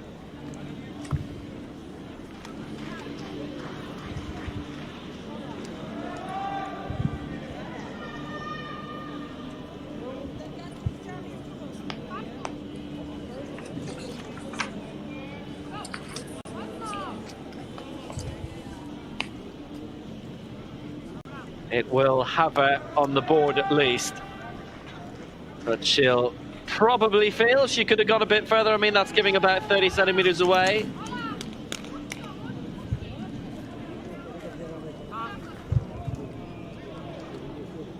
(4.14 meters). Well, you know what? The distance she's covered in that is close to her lifetime best, if you add in where she took off from. Well, the one they have to beat is Kucharczyk.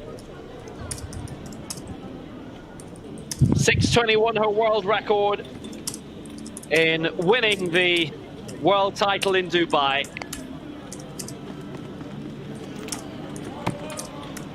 She knows what it's all about. That's a really solid one going out beyond 6 meters, and she never does give up.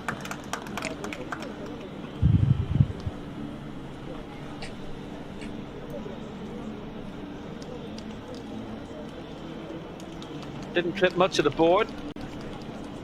Just a smidge.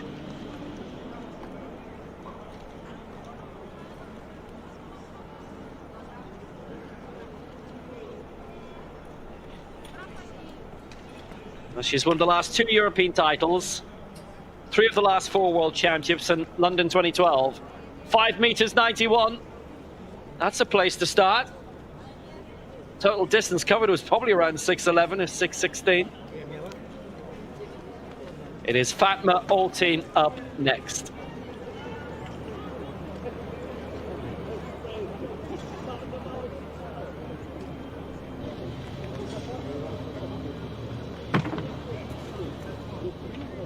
She ploughed into that 5:17 this season. She finished 12th in the long jump in the Worlds in Dubai when she was only 16. She's from Samsun. World Junior silver medalist in Notwil. And a lot of plasticine taken away.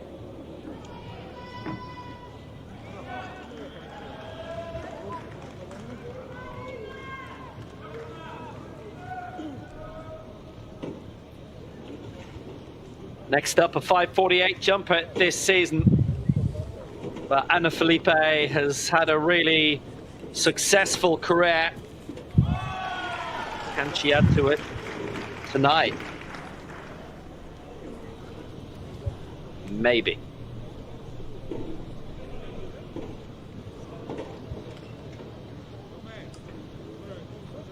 Yeah, Felipe with that triple jump bronze in 2015 and the long jump bronze in 2017. So she's got a bit of form for winning medals at the jumping event.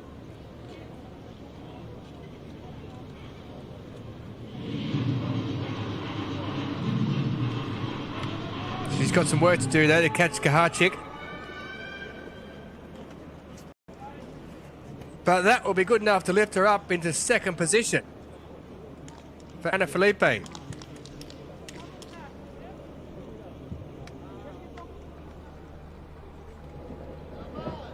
So we're going into more race running. We've got a couple of categories together here. Kaylee Hago of Great Britain taking the world title in Dubai. Miriam Dominikovska, who's in 4-1 category. She is in lane 1. The categories cannot mix in race running, certainly not in the way that we see elsewhere. It's her first World Para Athletics Championships, and she's from Poznan, and she's 19. That's the Aurora 1, and then after we skip into Aurora 3, here is the champion from Dubai, the European silver medalist as well in Berlin 3 years ago for Scotland and Great Britain, Kaylee Hago. In 4 for Denmark, the bronze medalist of the last Worlds in Dubai, Andrea Overgaard.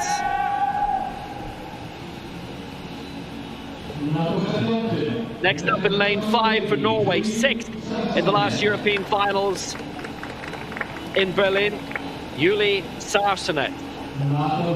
In lane 6 for Denmark, 4th in the World Championships in Dubai, Carla Rysum.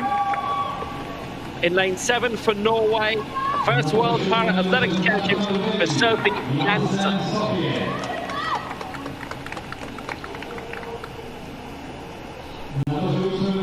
In lane 8 for Denmark, 4th in the European Championships 3 years ago in Berlin, Thea Borgren Jørgensen. And in lane 9 for Poland, the first World Para Athletics Championships for Zofia Kluczka.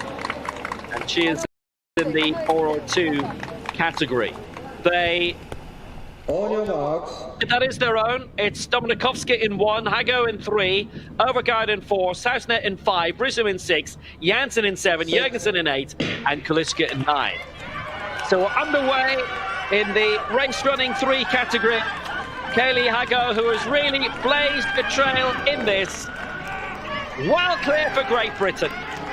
18:32, her best time, and she is going to take the European gold. Jørgensen in second place, for Denmark, and Kaluczka was coming up well there for Poland.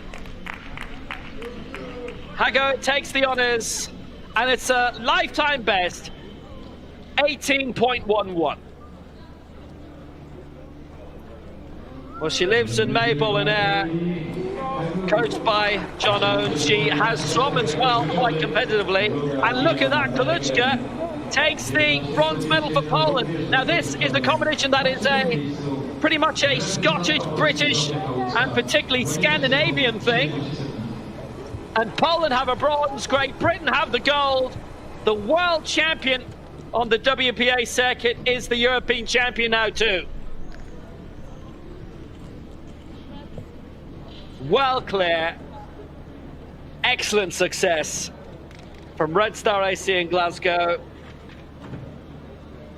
What a battle for second, and Jørgensen just in ahead of Kaluczka, only just, which is a great result for Denmark, where the sport was established 30 years ago. But look at that, Kaluczka is up, got in just ahead of, it was Sarsenet. I think she's only just realised now. Now, I don't think Poland have actually had a finalist in this previously, and they do now, as Poland are the hosts. It's a great result for Kaylee Hago, but this is brilliant for Poland, and it opens the dimensions of race running a little bit more, because Zofia Kaluczka is a European bronze medalist. Fantastic for the 19-year-old.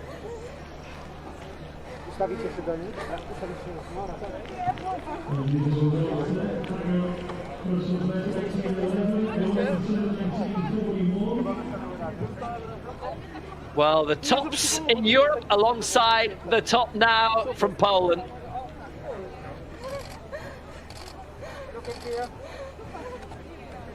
Race running only came into para-athletics fully in 2018. The sport's growing, and Poland has a European medalist, and that's a brilliant result. Kaylee Hago with the gold, Thea Jørgensen with the bronze, Miriam Dodakowska in her category, lifetime best 23:59, and a lifetime best by 5 seconds.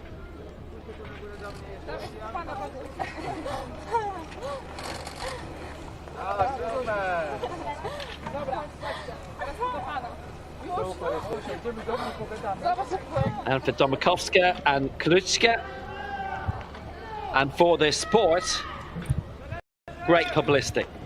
Kaylee Hago, the gold for Great Britain, 18:11, a lifetime best. Jørgensen second for Denmark, and Zofia Kaluczka, the bronze for Poland.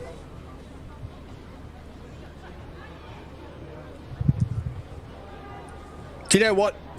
It's things like that which make me fall in love with para-athletic sport again. Back to the women's long jump T20. It's Akin of Turkey, who's in 7th position after her first.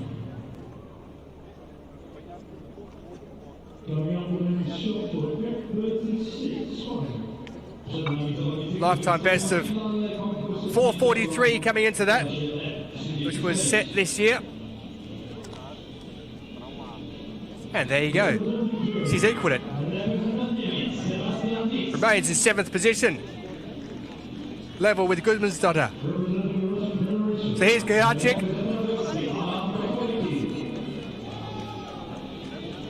Three World Championship golds, the last 2 Europeans, and the 2012 Paralympic gold medalist. What can she come up with this time?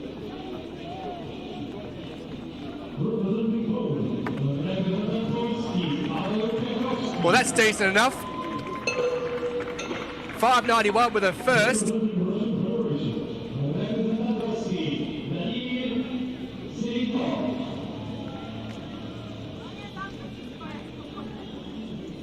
It's a sad enough story, actually. When she won a gold medal at the 2015 Worlds, her grandmother passed away shortly afterwards, and then she promised her grandfather she'd win a medal at the 2016 Paralympic Games, and she did just that, taking a silver.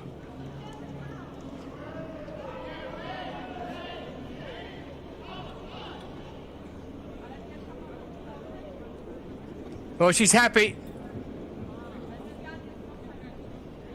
6:13. For Kuharczyk, she extends her lead at the top. Just a metre off her own championship record. So Alton, a foul with her first, so she'll be looking to get herself a mark with number 2.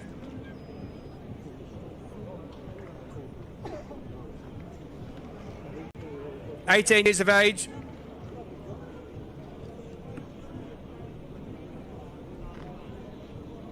.517 her lifetime best for the youngster.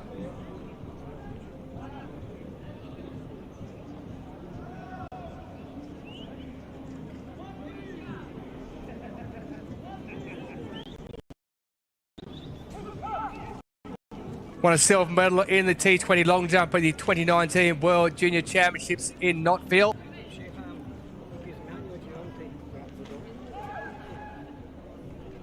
And on that occasion, the length of her jump was reduced because her hair went back in the sand and she would have won gold if not. So Alton's gone.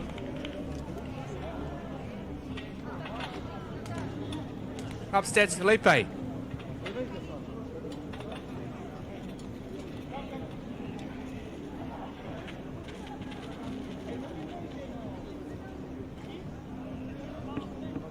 Felipe's first was 5:04.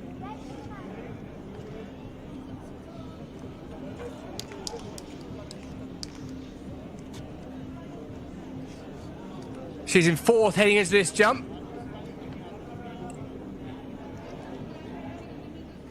She needs to find a little bit more to overtake her teammate Santos.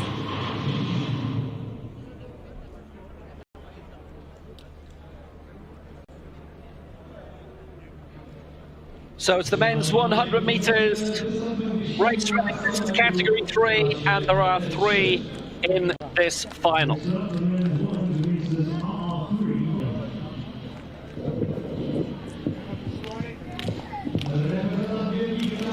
Great Britain, Spain and Denmark represented in this. Ralph Iman with silver in the last World Championships and the last European Championships in Dubai and Berlin from Worksop. In 4 with Spain, the first World Paralympics Championships for Ruben Aldous Thomas. And in lane 5 for Denmark, bronze in the Europeans in Berlin in 2018, Lasse Krohmann from Odense. On your marks. Set. So Suleiman 3, Aldous Thomas 4, Krohmann 5. And it is Suleiman who is going very well in 3. He's going to take the gold. Krohmann behind him in 2nd place. But it's going to be a European title for Rafi Suleiman for Great Britain. Krohmann takes the silver. Aldous Thomas will be in 3rd. 17-16 unofficial. That's a new lifetime best for him. And having claimed silver in the last 2 major championships he's been in, which have been the 2 major championships that race running have been involved in the para-athletic circuit, he is the European champion.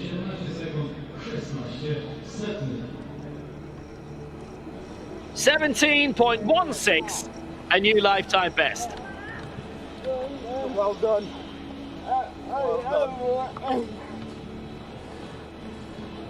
It was silver in the World Championships 2 years ago behind Great Britain's Gavin Drysdale. He's now a champion in his own right. And from Worksop, he's also a model, you can tell. Good advantage. And he brought it through all the way. Krohmann with the silver for Denmark to go with his previous bronze in Berlin. Wait.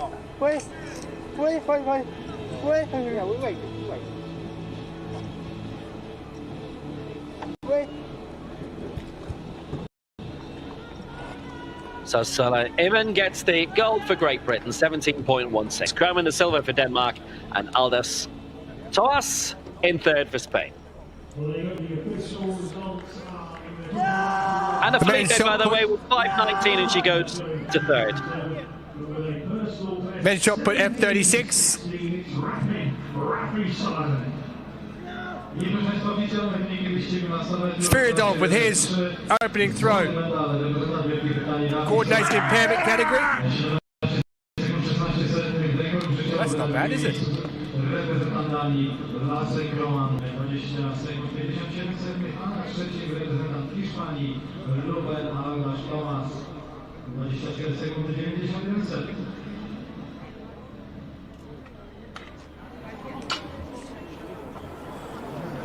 So the last of the competitors to go in the opening round. And that is good enough to put Spiridov up into silver medal position. Season best for 15.15 for Kukoiti, his fellow Russian. So it's a Russian 1-2. Sebastian Dietz is up next for his second attempt. Dietz, of course, a well-known name. He's the double world champion in 2015 and 17. He's also the reigning Paralympic Games champion.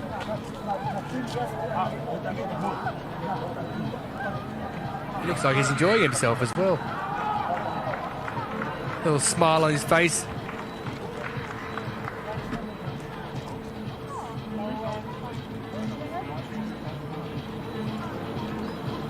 As he just gets himself all chalked up and ready to go. Just going to show you the official results of the men's javelin throw F13 final. For a little bit of Very experienced campaigner 675. from Worms.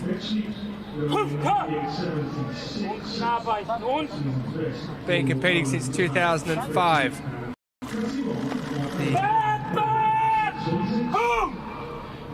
Well, that yellow line out there, the world record line of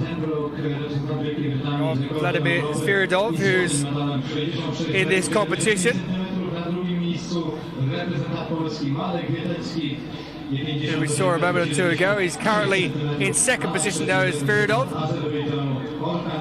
Dietz in third, but where will this put him?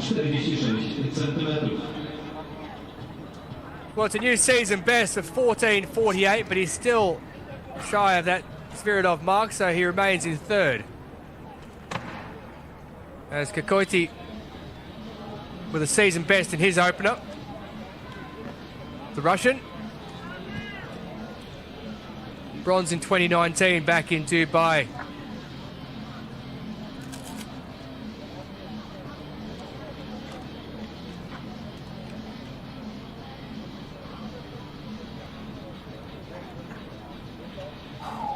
Lives in Vladikavkaz. Used to be an arm wrestler. I guess that helps when it comes to shot put.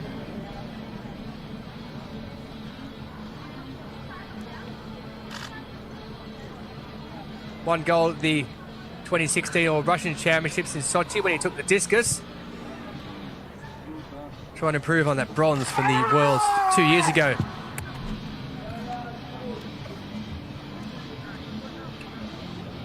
A w konkursie skoków na rozbiegu prowadząca reprezentantka Polski Karolina. Well, 14.73 was what he threw when he picked up that bronze a couple of years ago. 14.87 is Spiridov. His first was 15.15 and 14.13. So he's over a metre lower down for his second.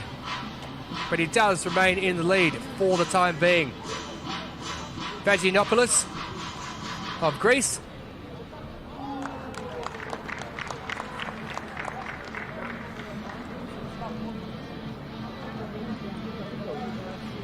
Has some work to do with a season best of 12.30, lifetime best of 12.55, 11.19 in his first.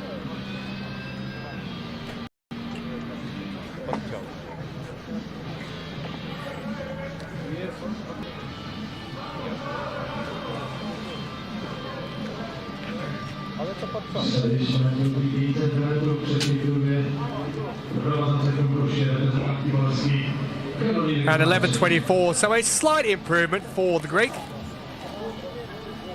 But he remains fifth out of the five. Petrovsky.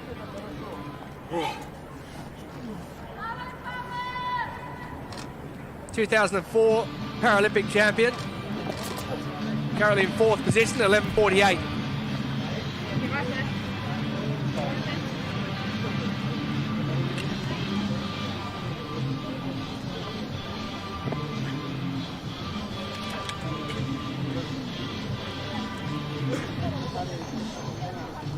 Wanted to play football when he was a young boy.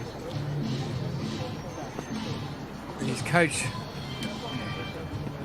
Wojciech Kakowski, encouraged him to take up athletics. But he remains 4th at the moment. This man here, who holds all the records in this, needs something. He's in the silver medal position, but it's only his 2nd throw for Zviridov. Well, he put plenty into that one. Although he looks to have gone over. Outside.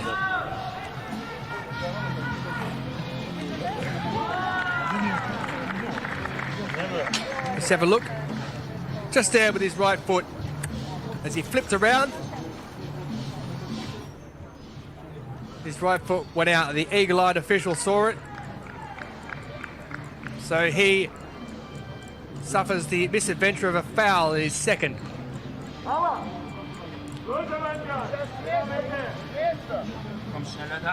Sebastian Dietz. In the women's long jump T20 final, 6:13 so far for Bydgoszcz. 54 in Swansea, in 2nd. Come!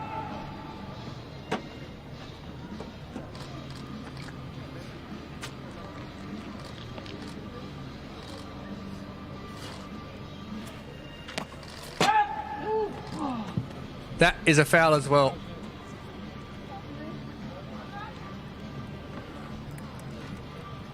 Just lost his balance. You'll see here. There you go.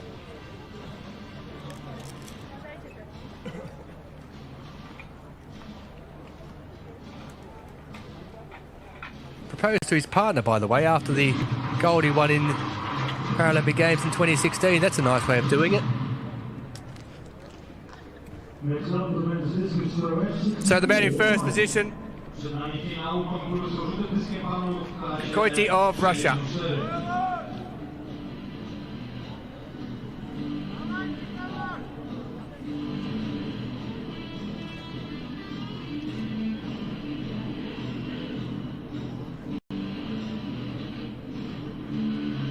Has the title of Master of Sport of International Class in the Russian Federation, but that won't help him there because he's fouled as well.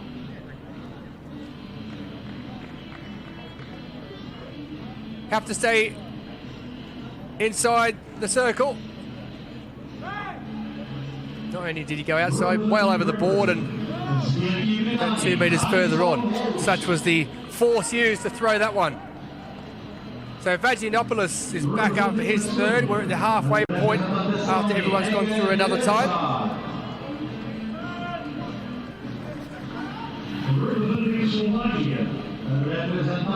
No fouling issues there for the Greek.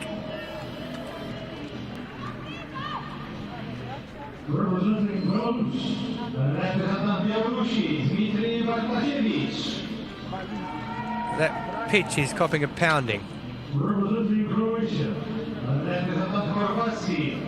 They might run out of sand to fill those holes soon. Almost looks like a bunch of gophers have gone through the place. If you ever saw the movie Caddyshack, you'll know exactly what I'm talking about. You have to be a little bit older though. If you're under the age of, well, let's say 40, then you'll have no idea what I'm talking about. Yeah, that's one for the kids.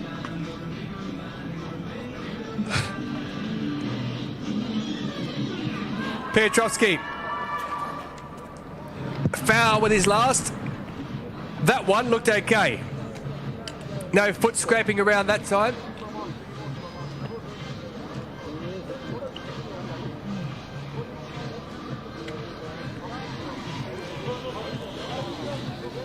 13.79, his lifetime best. 11.28 it is. So it looks as though the top three, with the distances they've thrown, are set in stone. The only question is which order.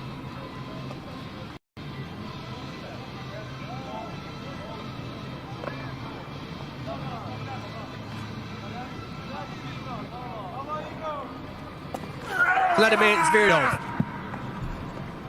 Well, that's huge. I thought at one point there it might just go outside that vector, but it stayed in. He's part of the Rostov Regional Center of Olympic Preparation in Russia.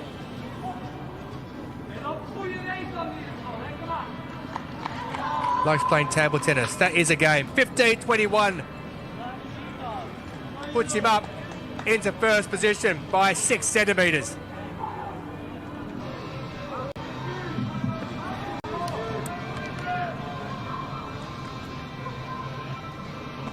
So Zviridov looking good there. Holds all the records in the men's shot put F36. And now is in pole position. But there's more track action to come. That man there has been enjoying himself as well. Oliver Hendricks of the Netherlands. The Dutch are doing well, aren't they?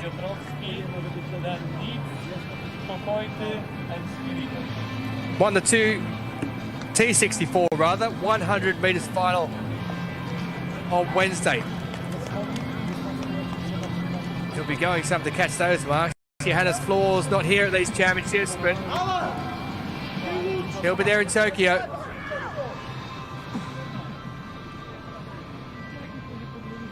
Two to go in this one. Hendricks and Septikalis of Greece.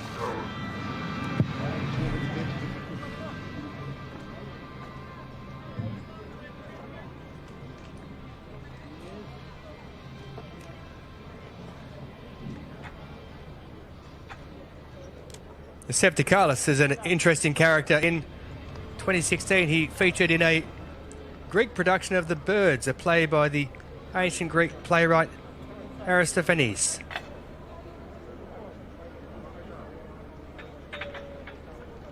Just getting those measurements right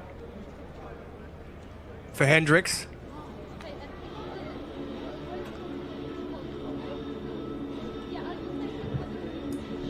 So we're working our way through the evening session on day 4. Penultimate day of competition.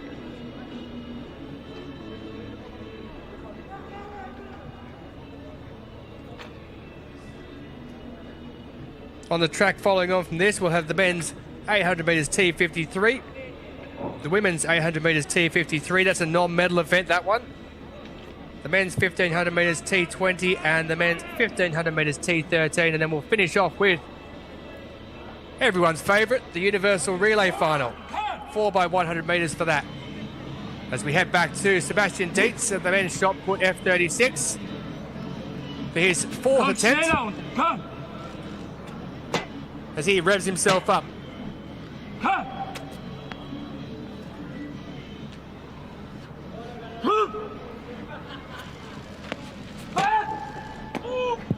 Well, has he held his footing this time? He spun, he turned, he used all that leg power and upper body strength.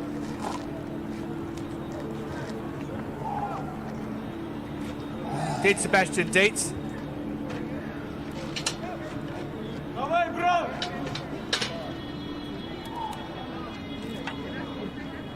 And he's gone out to 14.41, so no improvement. He stays in 3rd position with that season best 14.48. Well, Kukoiti was the top dog. He's been overtaken by his compatriot.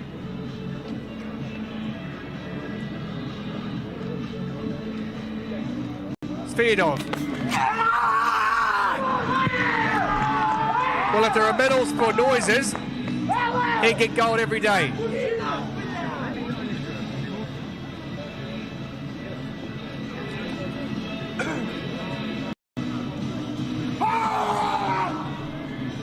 I think he likes it.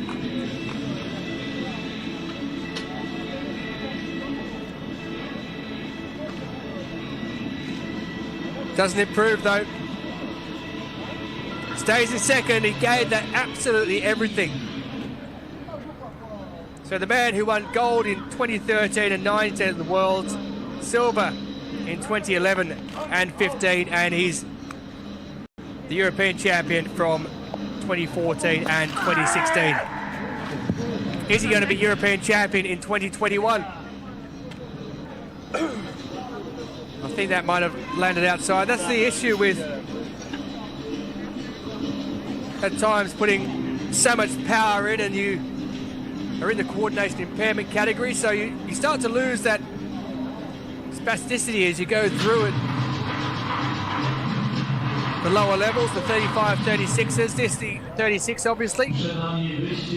So a foul there, threw it on, but he stays in the gold medal position. As we head over now to the men's 400 metres T62, where we saw them setting up a short time ago. Just the two going in this one. Olivia Hendricks, lifetime best of 50.79. And outside him, Sevid Carlos doesn't start. So it'll be Hendricks against the clock. Set.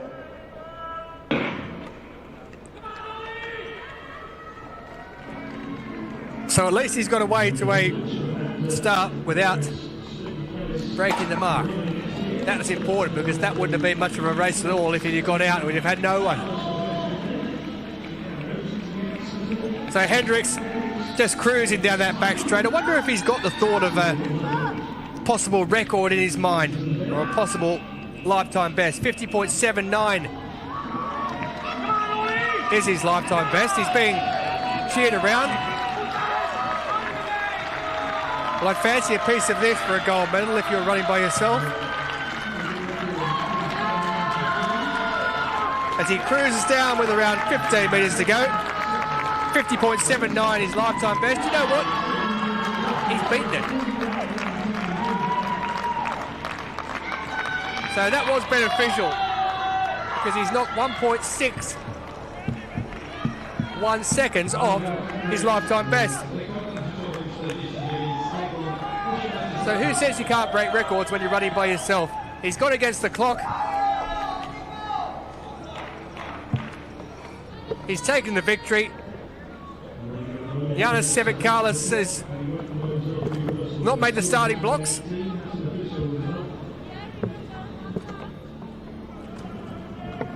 I suggest injury is the issue there, rather than lateness.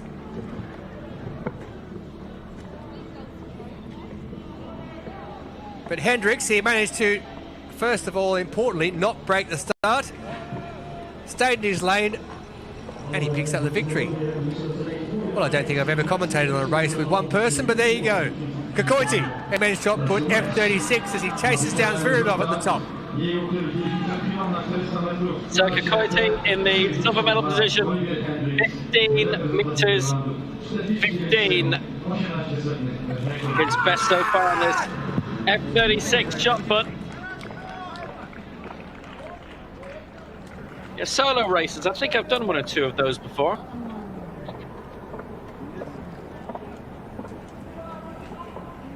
Well, he's got himself in a great position here.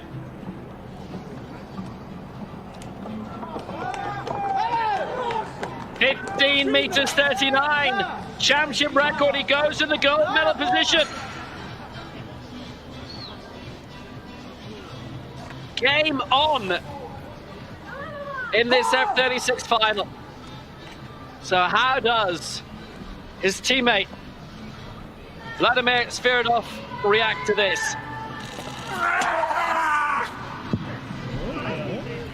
Quite well. Oh boy. You don't want to make him angry. You wouldn't like him when he's angry. The man from Rostov-on-Don. The man has been European champion twice, the reigning world champion. 1571 championship record, and he overtakes Kokoitsi by almost half a meter. He means business.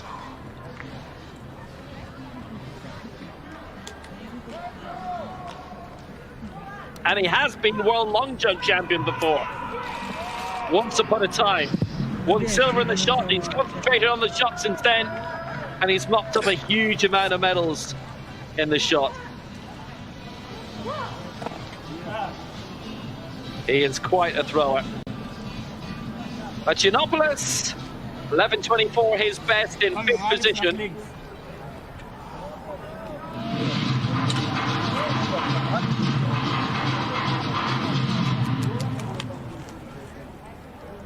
Next up, the men's 800 meters T53 final. So the next event on the track is the final of the men's 800 meters T53. And this is a rematch of the 400 meters final. That was won by Pierre Fairbank. Gritsenko, Fairbank, Kolek and Brignon are the 4 in this, and in lane 6 is for France. The silver medalist in the 100, bronze in the 400 here in Bydgoszcz, Nicolas Brignon. In lane 5 for Poland, 4th in the 100 and the 400 meters finals. In lane 4 for France, the 8-time European champion and defending champion, Fairbank, going for his 3rd gold here. And in lane 3, the former European champion of a 400 and 800 in Grosseto in 2016, Vitaly Gritsenko.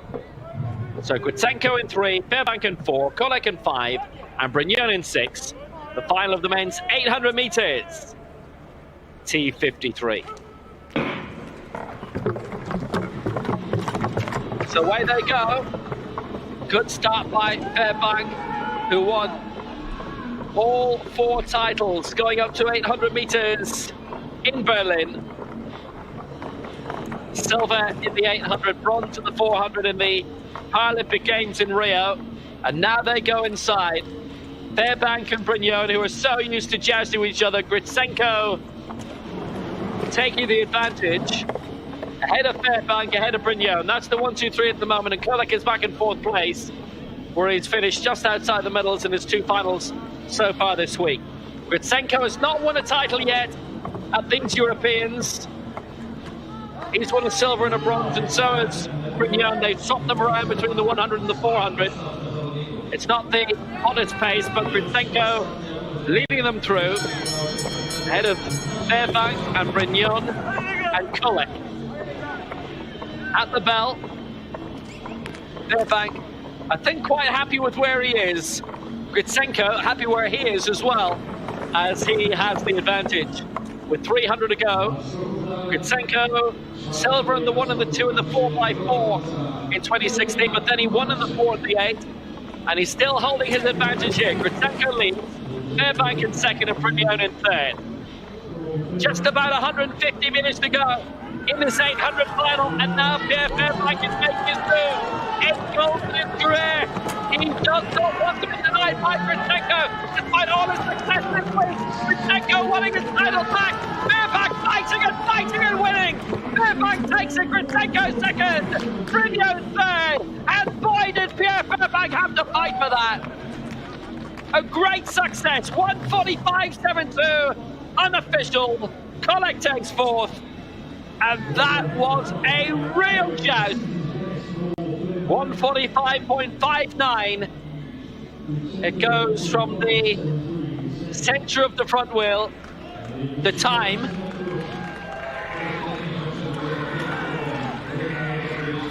And that was a great success. Just got there first ahead of Gritsenko, who led for pretty much all of it. He took the advantage very early on. And heading into the final straight, Fairbank still had a lot to do, but he got the pace up. Gold in the 1 and the 4 this week, and defending champion in the 8. And he takes the 800 meters for the third time. Wasn't in the Europeans in 2016. Gritsenko took the title that year. Fairbank, in the joust between the two, has it back. The first time that these two have come head-to-head at the European Championships is in 2021. They have not been on the track together in the Europeans before this week. And Fairbank is winning this battle, and how? 3 gold medals at these Europeans and 9 now in his career.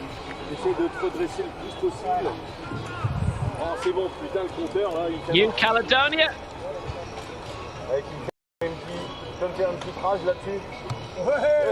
But no new name at the top. So Pierre Fairbank gets the gold by 0.14 ahead of Gritsenko in second, and Nicolas Brignon, Fairbank's French colleague, gets the bronze.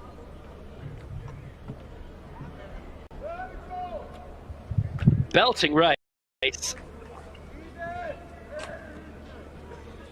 And you look at the worlders in the 800 T53 in the men and the women, Brent Lakatos, Madison de Rosario, athletes who are capable of going up and giving the F54s a bloody nose. The Coit is F36, that is big. Well, that's out near the world record mark.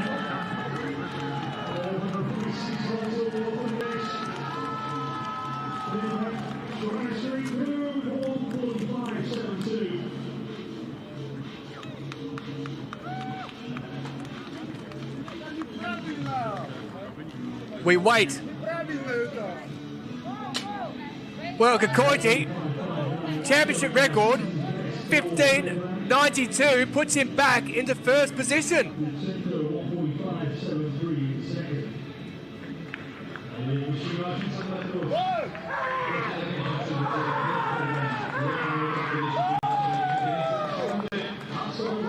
Quite incredible indeed. With his final throw, he took the gold medals from Sviridov, the man who holds the world, the European and the championship record. Has got to come up with something big.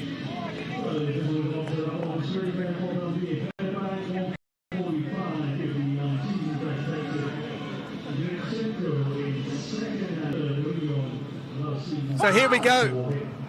He needs to find 22 centimetres. But that doesn't look like it's done it.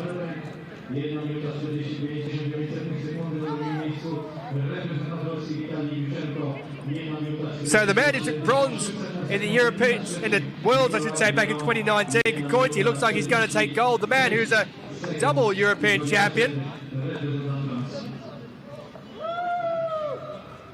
Well, he's called the foul himself. He knows that's it. So Sviridov is going to have to accept the silver. And Kakoiti, 15.92 with a championship record, has taken the gold. And Russia 1-2.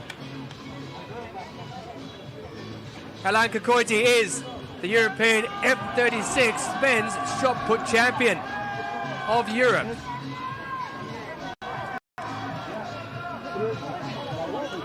Well, 15.18 was his lifetime best before today. I think he's saying he might have injured himself as well. Gold fixes that.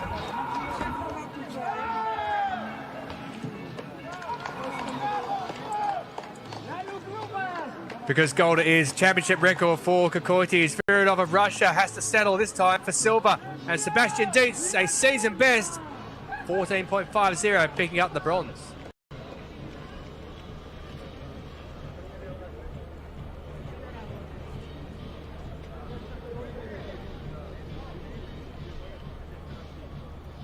Dietz is dethroned, the former winner. Sviridov, the twice winner before that, a new champion.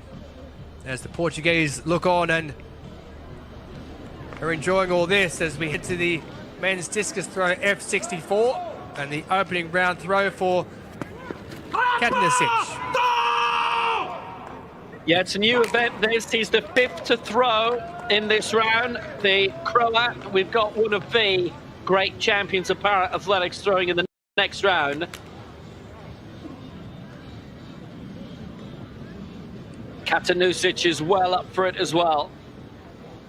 He's gone beyond 60 meters this season. Nobody else has done that in this final. The 2016 European champion in the shot.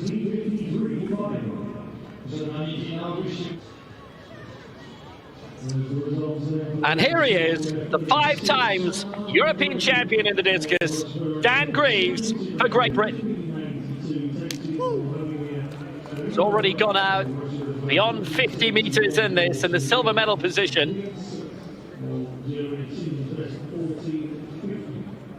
Katanusic with a brilliant start, a championship record of 57.59. Greaves is an F44, Katanusic an F64. So they've got their own records that they're chasing, and they do both hold the championship and European records in their own particular classes.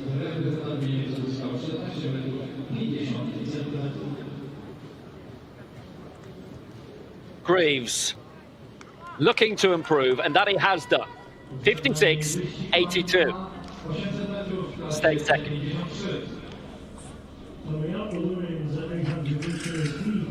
Well, the women's 800 metres T53 final, there are some names, aren't they? World records, European records, and championship records.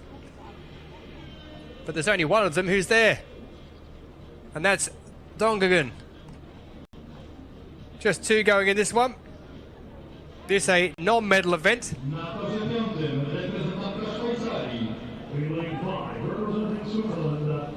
So in lane 5, Catherine de Bruyne, who has won both the gold in the 100 and 400 here already in championship records, and Dongagun, who was silver in both those races behind de Bruyne. So no medals up for grabs in this one, but there's plenty of pride at stake and a possible record attempt. So they get away with no problems, and de Bruyne just slightly out in front of Dongagun, who's just cruising up on her back wheel.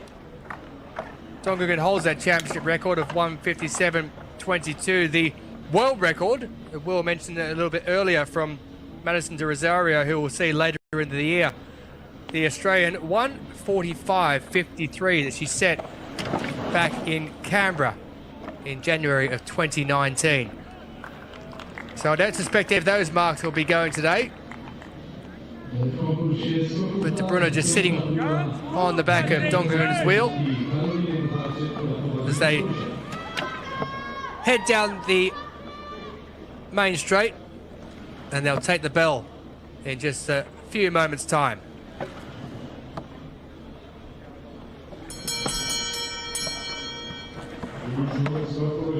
So they head into around about 350 metres to go right now.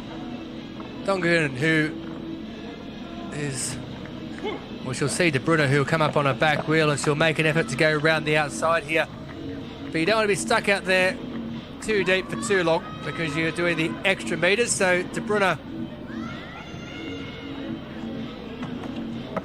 well, she puts the hands down as she rockets out in front of Dongagun. What a championship this has been for Catherine de Bruyne, having won the gold in the 100 metres and the 400 metres. There might be no gold medal up for grabs in this one, being a non-medal event, but there is the victory to take, and she is going to take that as she storms down towards the line,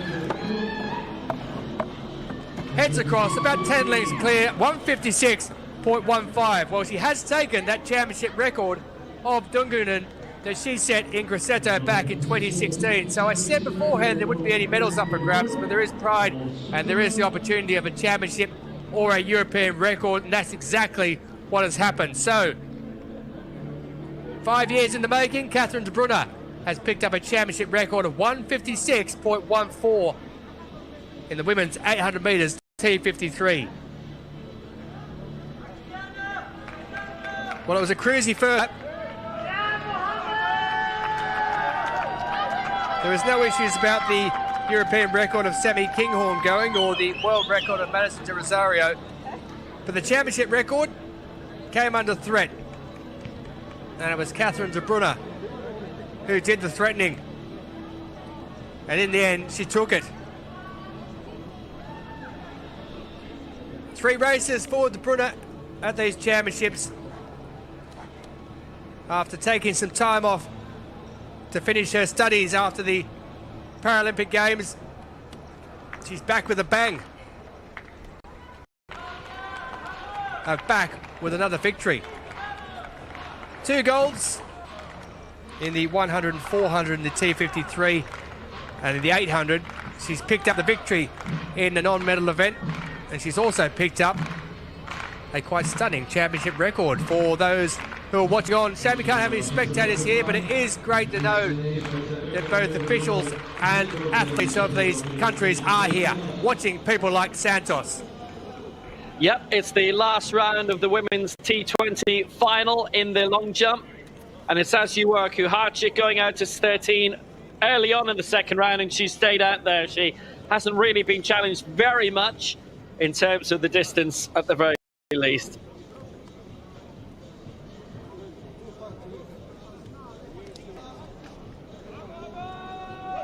Portugal with 2 finalists in this, lying 5th and 6th at the moment. Santos in 6th. Her best prior to this, 5:07. And a Felipe, 5:19. And Santos has her best of the night, 5 meters 10. She stays in 6th place. And a Felipe has some set of marks. 5:19 3 times. Can she beat it finally now? Only interrupted by the no jump in the previous round. Wasn't a fair one. 5:21, only 2 centimeters away from 4th, but then a big leap of 33 centimeters up into the medals.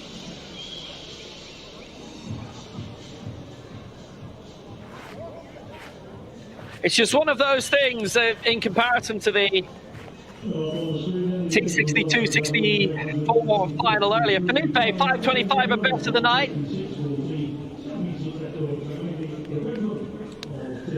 Well, Catherine de Brunner, there's the championship record of 156.14, and Dongugan, who had the championship record, has finished in 2nd place, a non-medal event that.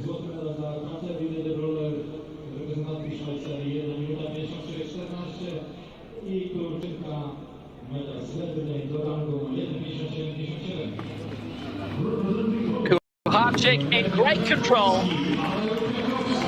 Going way out in this second round. 91 in the opening round. That opening up a really strong advantage of almost half a meter over Alexandra Rychkina of Russia. This even better. A world record. It's 21 set in Dubai in the World Championships 18 months back. In Berlin for that. Championship record. European gold, 6:14. She's won the last 2 European titles.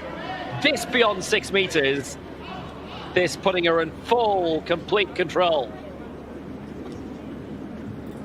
So close to a world record, only 8 centimeters off. 6 minutes 13, having her in the gold medal position.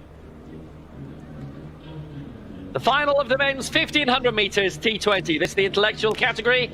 And Mikey Brannigan, the Paralympic champion, the world record holder. Reigning European champion is Cristiano Pereira, the reigning world champion, Alexander Rabatnitsky. It is a huge field of 14. Representing Portugal.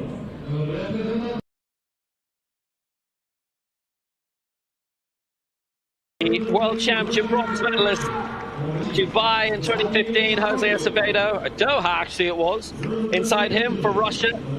Vladimir Samolyuk inside him, first major championship for Italy's Diaga Dieng. Inside him, fifth in the 800 meters final at the last Europeans in Berlin, Mohamed Hasni for Denmark. Inside him for Portugal, the European 400 and 800 champion in Berlin, Sandro Coiabessa. Inside him, the European silver medalist in the last championships in Berlin, Pavle Brojkovic. Inside him, sixth in the 400 in Berlin, Jadvan Kanta. Inside him, the reigning champion, Cristiano Pereira for Portugal. For Russia, the bronze medalist in 2014 in the 1500, Pavel Sakiev. For France, first major championship for Gael Shefroy. The world junior champion over 1500 meters goes for Turkey, August Turker. European silver and Paralympic bronze medalist for Poland, Sylvester Yachuk. Second on the inside, the reigning world champion, Alexander Rabinitsky for Russia, and the former European champion and Paralympic silver medalist, Daniel Peck for Poland.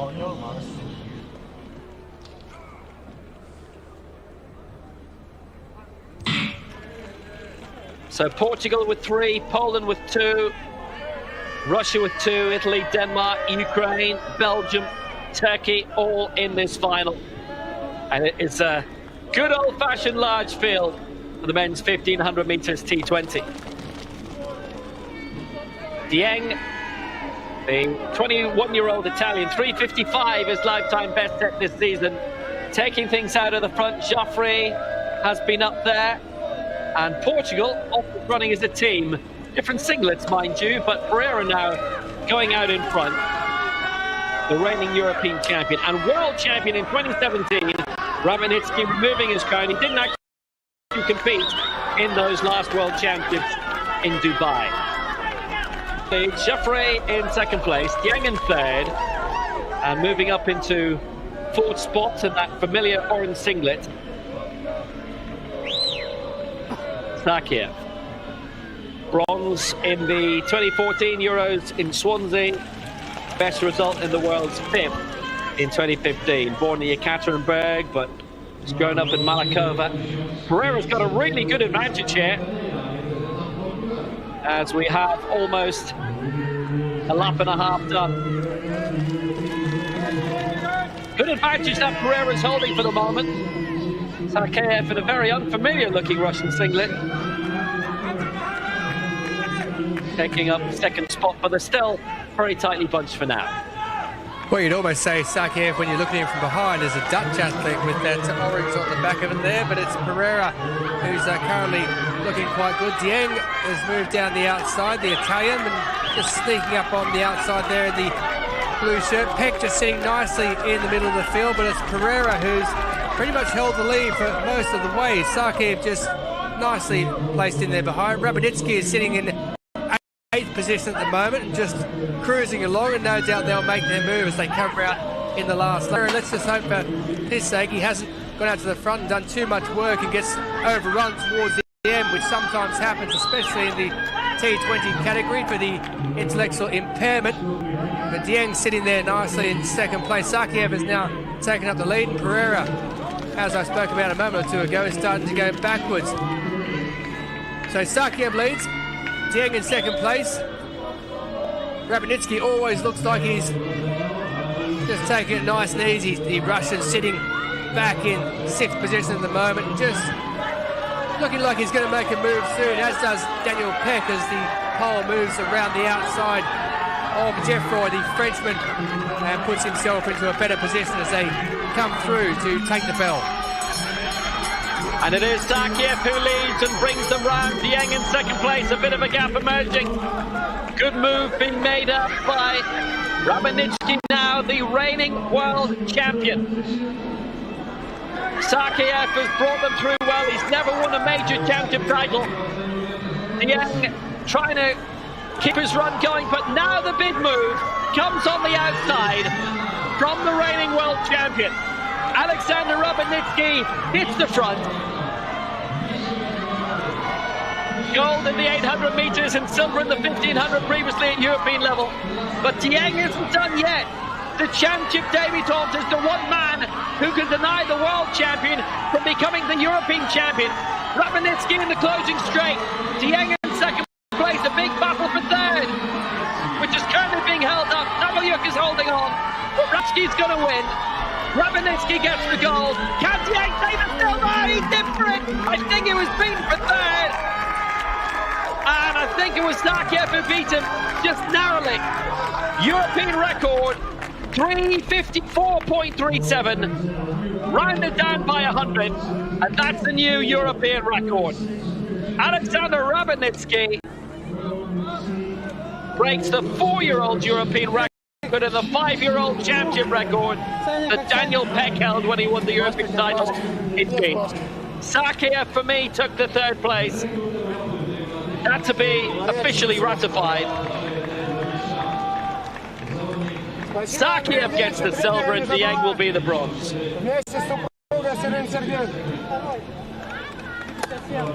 Well, that was a great race in the end. And, well, what about Ndiaga Dieng, who stayed up around the front all the way through?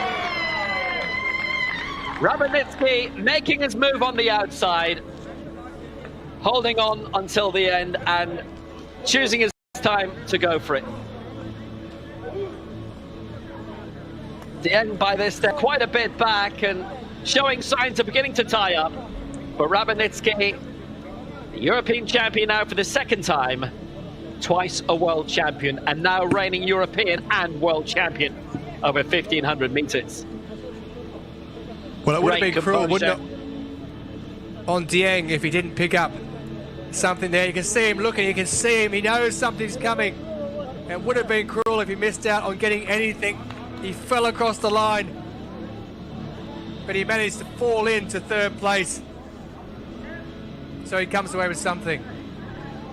And you know, we've seen a lot of athletes who will just fly like Superman across the line in a situation like that. Dieng thankfully didn't do that, but he did do himself a little bit of a mischief in going over the line. He was down for quite a bit. Rabinitsky gets the victory, and it's another excellent title for the Lion of Lomsk. Sakiev gets the silver, and it's real disappointment for Samolyuk that he was outside the medals again.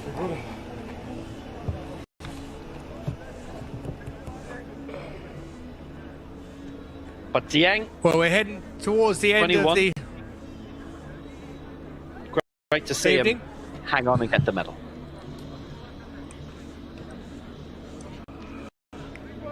Coming to the end of the 4th day.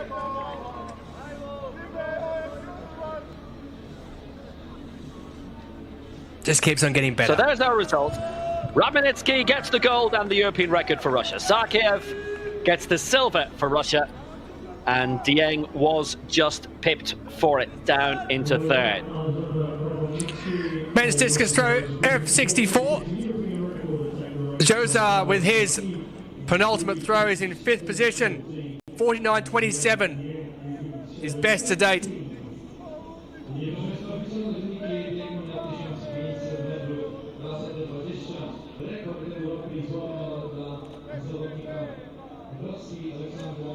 Working our way towards the end of the evening session on day 4. Yeah, Egert Jozar from Haapsalu is with the Tese club in Tallinn. His best result coming in the last Europeans when he finished 4th in this discus. Had been a javelin thrower previously, but concentrating on this and lying 5th right now.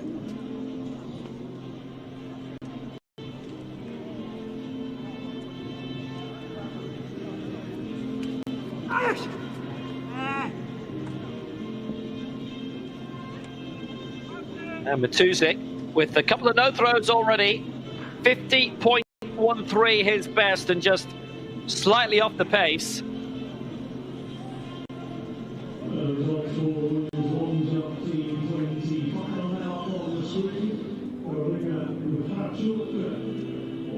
It would be the first time ever he'd competed in a European Championship event and not medaled. Gold in the shot in 2014. And he's won a silver and 2 bronzes in the discus since. Right now, not where he wants to be. and silver in the shot in the World Championships in London.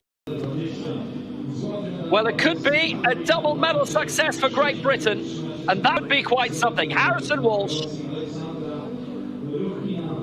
54.85, a sensational throw from this 25-year-old, coming early in the competition and finding himself rubbing shoulders at the top near Dan Greaves.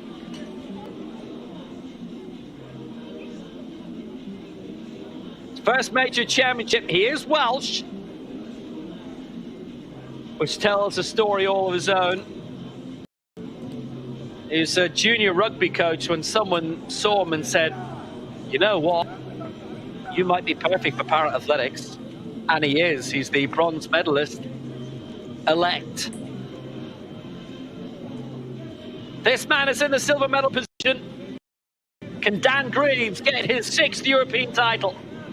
Either way, it's in the top 2. Good for it. The world record mark is 64.11, held by David Blair from Rio 2016. As he tries to push up in towards the gold medal mark again. There's still quite a combination. It's round 4, just past halfway. He's a 60-meter man. Famously,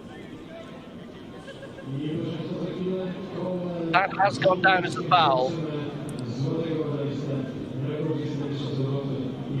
Well, I think he's asked to protest that, actually. Yeah, I think he's probably right, because I'll be honest, I was watching that all the way thinking, well, that's a good throw. And it never crossed my mind that it would be red flag. He's saying because his foot went up in the air. He was up on the ball of his foot, but his actual foot didn't touch outside the circle. So that's what he's protesting about. Just watch it again here. So he pivots, although I don't know. That's a tough one.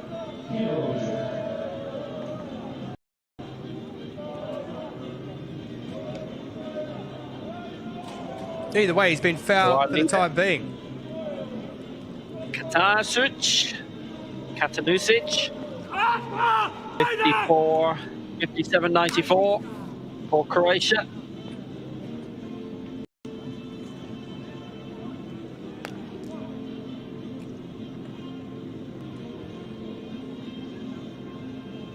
Greaves is still down as a no throw in this 5th round. Katanusic had that excellent 57.94 in round 3. His previous throw 53.72.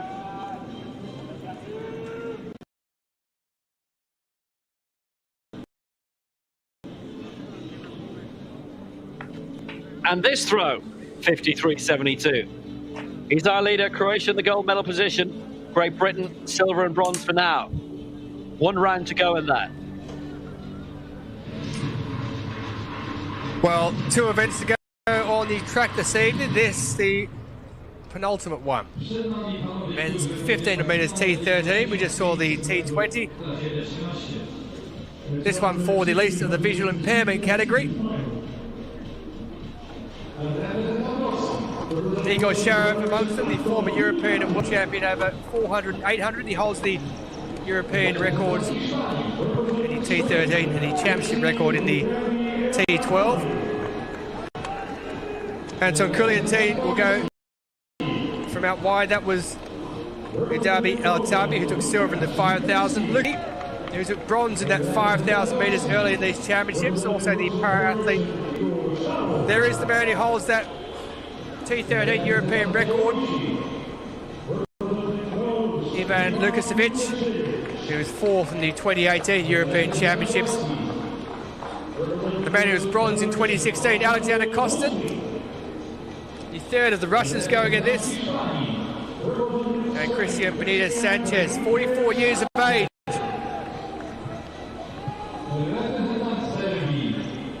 From Spain, Darko Marasavalic of Serbia, 19 years of age, his first on major championships.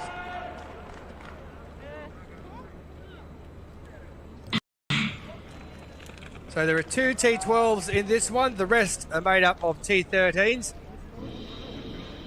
The men's 1500 metres T13 is underway, and it's Kostin of Russia, who was bronze in this event 5 years ago, who's gone out to an early lead. Expect the Russians to work together.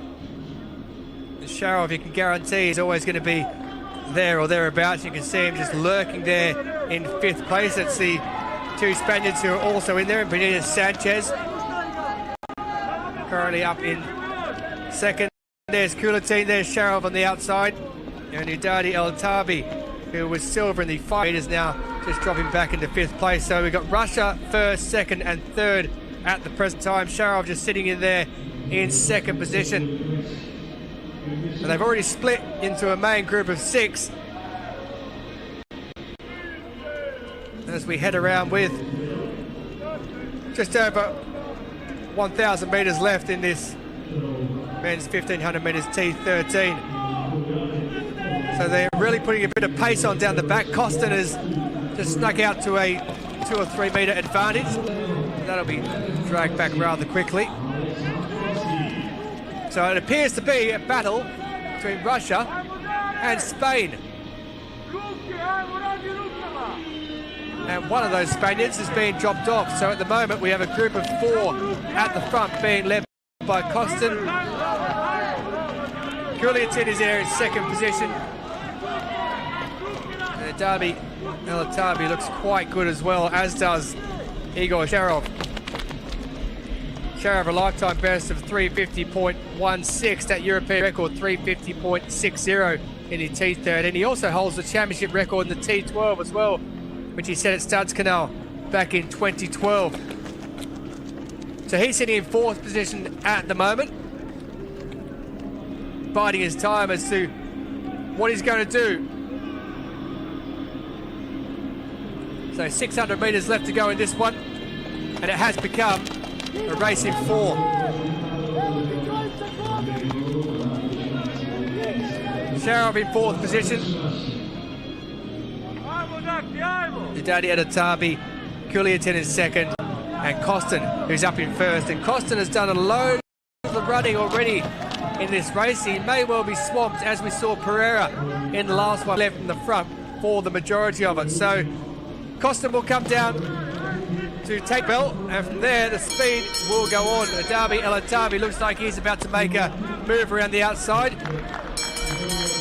and it is Kostin who already drops back into 3rd position. And Kulatin, who was silver back in 2019, he represented Russia at the 2015 World University Games in South Korea before he then took up his senior career, and he leads at the moment from the Spaniard. And there goes Sharov, has now put the gas on himself. He realises he has to come up with something because the gap is opening up quite big. Kulatin has a lead of around 5 metres with 200 metres left to go in this men's 1500 metres T13 event. 5 or 6 metres and he moves into the last 100. Sharov is going to have to put the foot down if he wants to catch up with his compatriot Kulatin, who's broken out in that last 80 metres or so. Kulatin isn't going to be caught unless something drastic happens. Sharov's going to have to accept that he's in 2nd place, and Kulatin is racing away with it. Silver in 2019 in Bydgoszcz. He's picked up a European Championship gold. Sharov picks up 2nd place, and it is Udadi Elatabi who wins silver in the 5,000 metres, who picks up a bronze in the 1,500 metre event.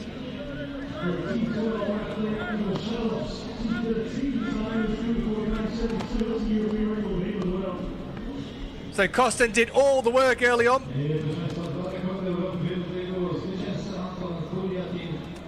Kulatin with a European record 346.97. Sharov also with a European record, and Udadi Elatabi with a lifetime best, as was for Kostin in 4th position. So Kulatin a European record in the T12 section, Sharov a record in the T13s. Well, Kostin, after doing all the early running, was swamped in the final 400 metres. It was Coolianton who realised the Spaniard, the Derby Elatabi, was making a move. So Coolianton made a move of his own, and he opened up a 5 or 6 metre advantage. But Sharov, he tried his best, but he couldn't get anywhere near him. There is the official result of the 1500 T13 final. We are to decide. The men's discus throw F64. 54.85 in round. He has the bronze medal. 2 medals going to...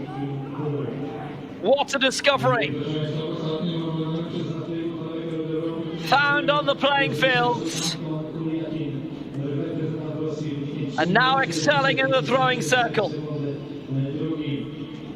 A major name for the future, but in the present, he's a European bronze medalist in his major championship debut.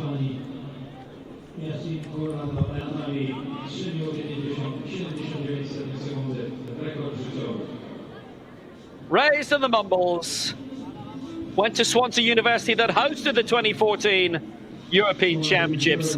Harrison Walsh gets the bronze for Great Britain and a lifetime best too. He couldn't have asked for any more than he's achieved today.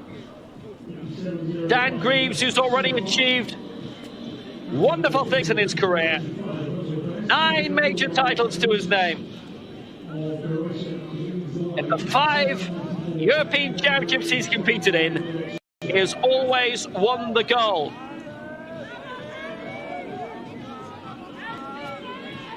Needs an extra metre or thereabouts to continue that run. He was red flagged last time, he's put a lot into that.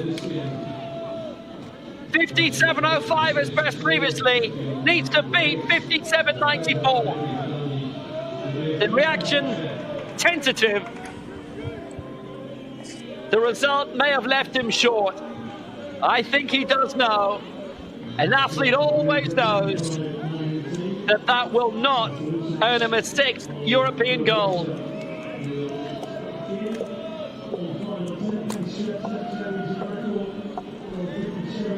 The last 2 occasions these two have come head-to-head at the European Championships. Greaves has won gold. Katanasic has won the silver. It's the other way round today.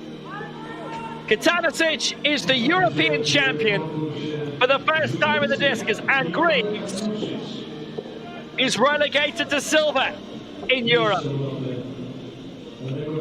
Katanasic, previously the European shot put champion, is now the European discus champion at F64.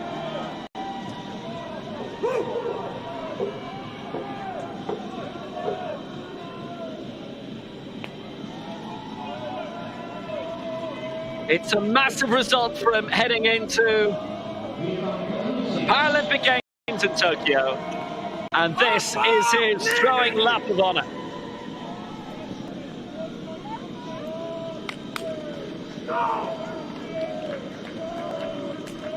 Ivan Katanasic claims the gold for Croatia.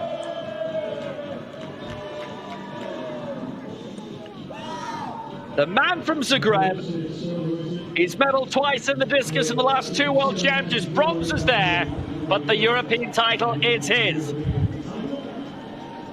Good enough, well, first of all, to be able to lead that, but also good enough to win silver in the IAAF circuit, the able-bodied athletics circuit in the Croatian Championships in 2019. He is that good. The foundation of that built by his former coach, Ivan Ivancic. That'll be dedicated in his memory after he passed away a few years ago. And at that stage, he didn't care where it went because he is the champion. It's a red flag.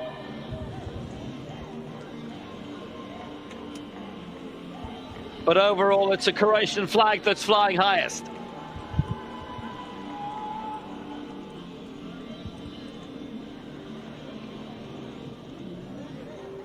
And a standing boost for Katanasic heading into Tokyo.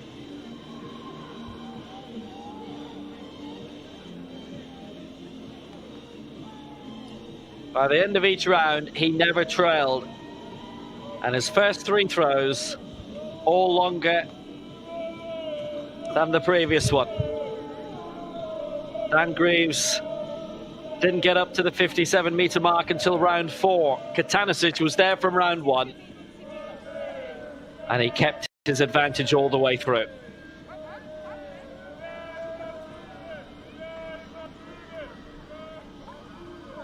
Well, there's the man who switched from able-bodied athletics to para-athletics after he was diagnosed with optic atrophy. He was silver in the 1500 meters at the World Championships 2 years ago.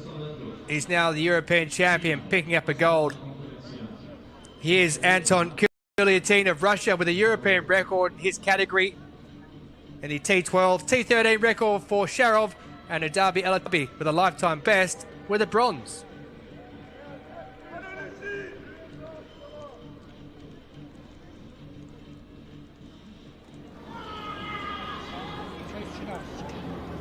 Well, here's another prime champion in the women's long jump, the T20. And a bit like Dan Greaves, she generally gets the gold. Karolina Kuharczyk takes the title again, 6 meters 13. It's her 3rd European crown in a row.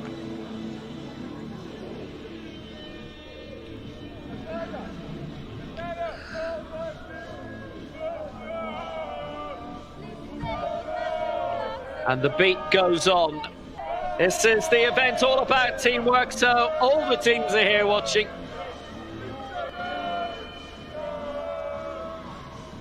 The Universal Relay Final is here.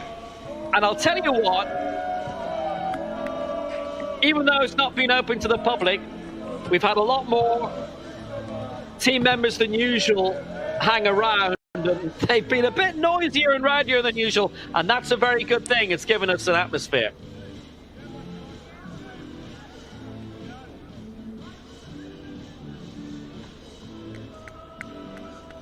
And I'll say again, when we had those World Championships in Dubai, maybe it was our commentary position there, but we'd spectators all around us where we were, and the main stand was all full for a lot of the time. It felt like a great atmosphere.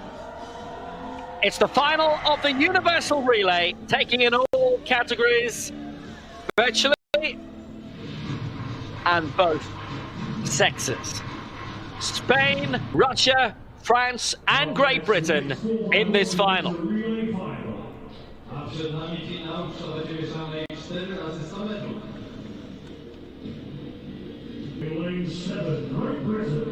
So it's Great Britain in lane 7, starting with Zach Shaw, then Sophie Camlish, Sophie Hahn and Nathan Maguire. We go with visually impaired athlete, then amputee athlete, then coordination impaired athlete, and then wheelchair athlete. France in lane 5, Lucille Raté, then Dimitri Pavard, then the great Mandy Francois Ali, and then Julien Casselli picked up his 7th European medal today. For Russia, we start with Roman Tarasov, then Anastasia Soloveyeva, then Victoria Stonova, and then the final leg, Alexei Buchina. And for Spain, what a week for Adiratu Iglesias. Then it's Sara Andres Barrero. They're both great competitors in their own right. Ivan Soriano and Jose Manuel Quintero are next up. So the final of the Universal Relay, it is Spain, Russia, France, and Great Britain.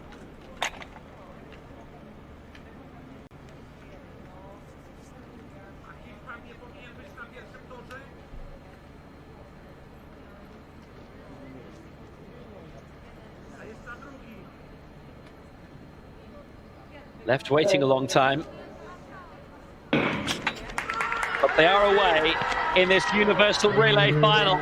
Zach Shaw's got away very well for Great Britain, and Tarasov too for Russia. It'll be Shaw to Sophie Camlish, the former world champion, taking up.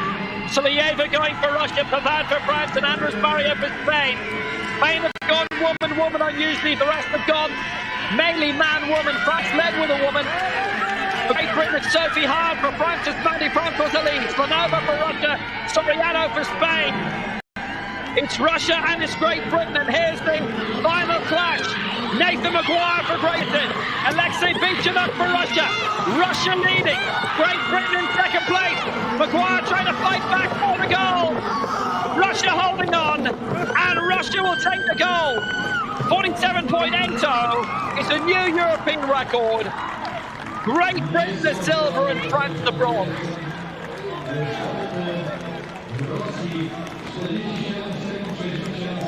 And Russia break their own European record set in the World Championship final in Dubai in 2019. They've won more titles so far in Bydgoszcz than anyone else, and Russia have done it again.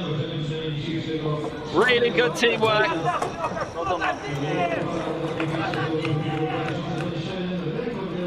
They went the same rotation as Great Britain, man, woman, woman, man.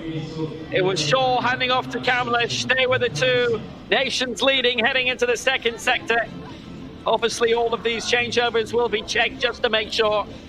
Mandy Francois-Elise being tapped on by Pavad, and they were well down in third place at this time. And Spain with Andres Barrio handing over Gano with a good chance of getting into the medals. But then the final touch-up, Slanova passing on to Bydgoszcz for Russia, and Hahn to Maguire for Great Britain, who had a bit of ground to make up and just couldn't reel Bydgoszcz in. However, Castelli came through to get the bronze. Overtook Quintero on the final leg, and Bydgoszcz did his job well. And then the other three did as well. Well, the experience of Julien Castelli showing as he waded in to get among the medals.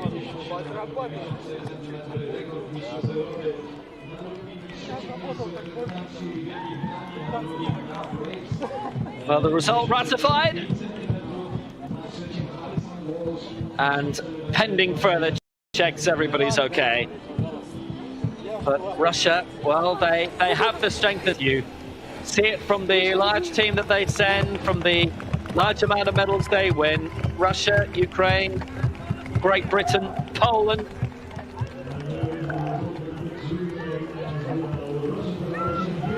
Perennial success for those four nations in Paralympics, certainly from a European point of view.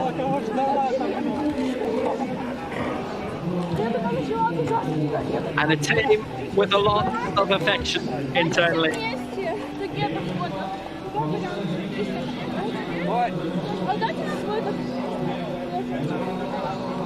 Beating their old European record by 0.21,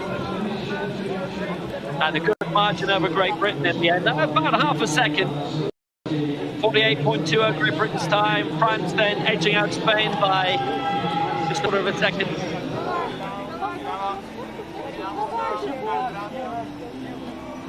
Russia win the universal relay, 47.67, a European record. Great Britain the silver, and France the bronze.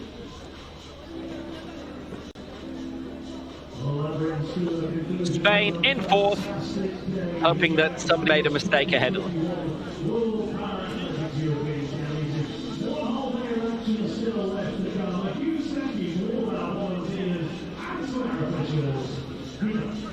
Well, France got up really well.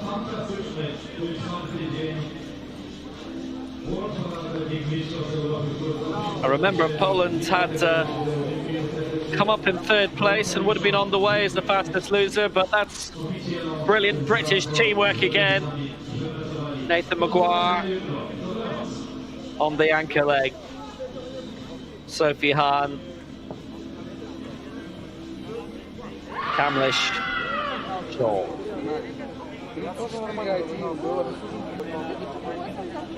But Great Britain denied here. Although you can say, two events that we've seen in the past few minutes, they picked up 3 medals.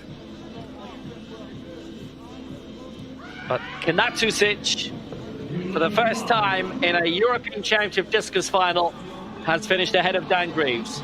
Kanatusic the gold, Dan Greaves the silver, and Harrison Walsh for Wales and Great Britain the bronze.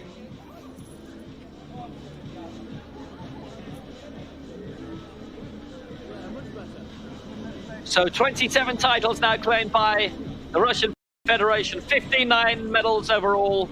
Ukraine with 14 golds, Poland 12 with her end up, Great Britain with her 29th medal there. 9 titles overall, Switzerland 7, France, Netherlands, Turkey. What a week for the Netherlands. What a week for Fleur Jong with 2 gold, 2 silvers for Ganserwinkel. Spain have won 20 medals, Germany 14. Czech Republic, Croatia, Azerbaijan, a successful time in the discus earlier today. Lithuania, also in the shot. Belgium through Peter Gennin getting their gold. Ireland through Greta Stremakita getting their gold. Iceland with the brilliant double success yesterday. 31 nations have won a medal here. And there's just one day to go. But what a day it will be.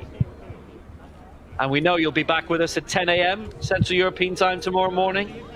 9 a.m. UK and Ireland, 8 a.m. Greenwich Mean Time.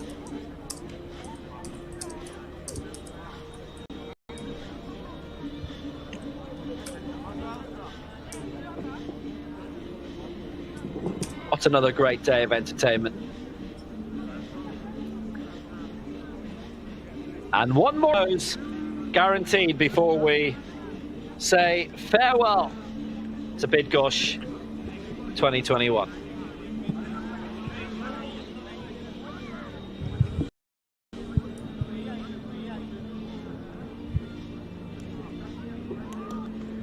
Very busy early. We had a message about how do you get involved, how do you get to compete. Well, look up your own national federation. They all have good talent spotting programs, and good to hear from you. And we'll be delighted to watch you. We've been delighted watching everything today from Tulson Tullett and Will Downing. We're off to downtown Bydgoszcz. Going to be fabulous. Actually, we're not, but we'll be back tomorrow morning, and you will too. So until then, take care. Bye-bye.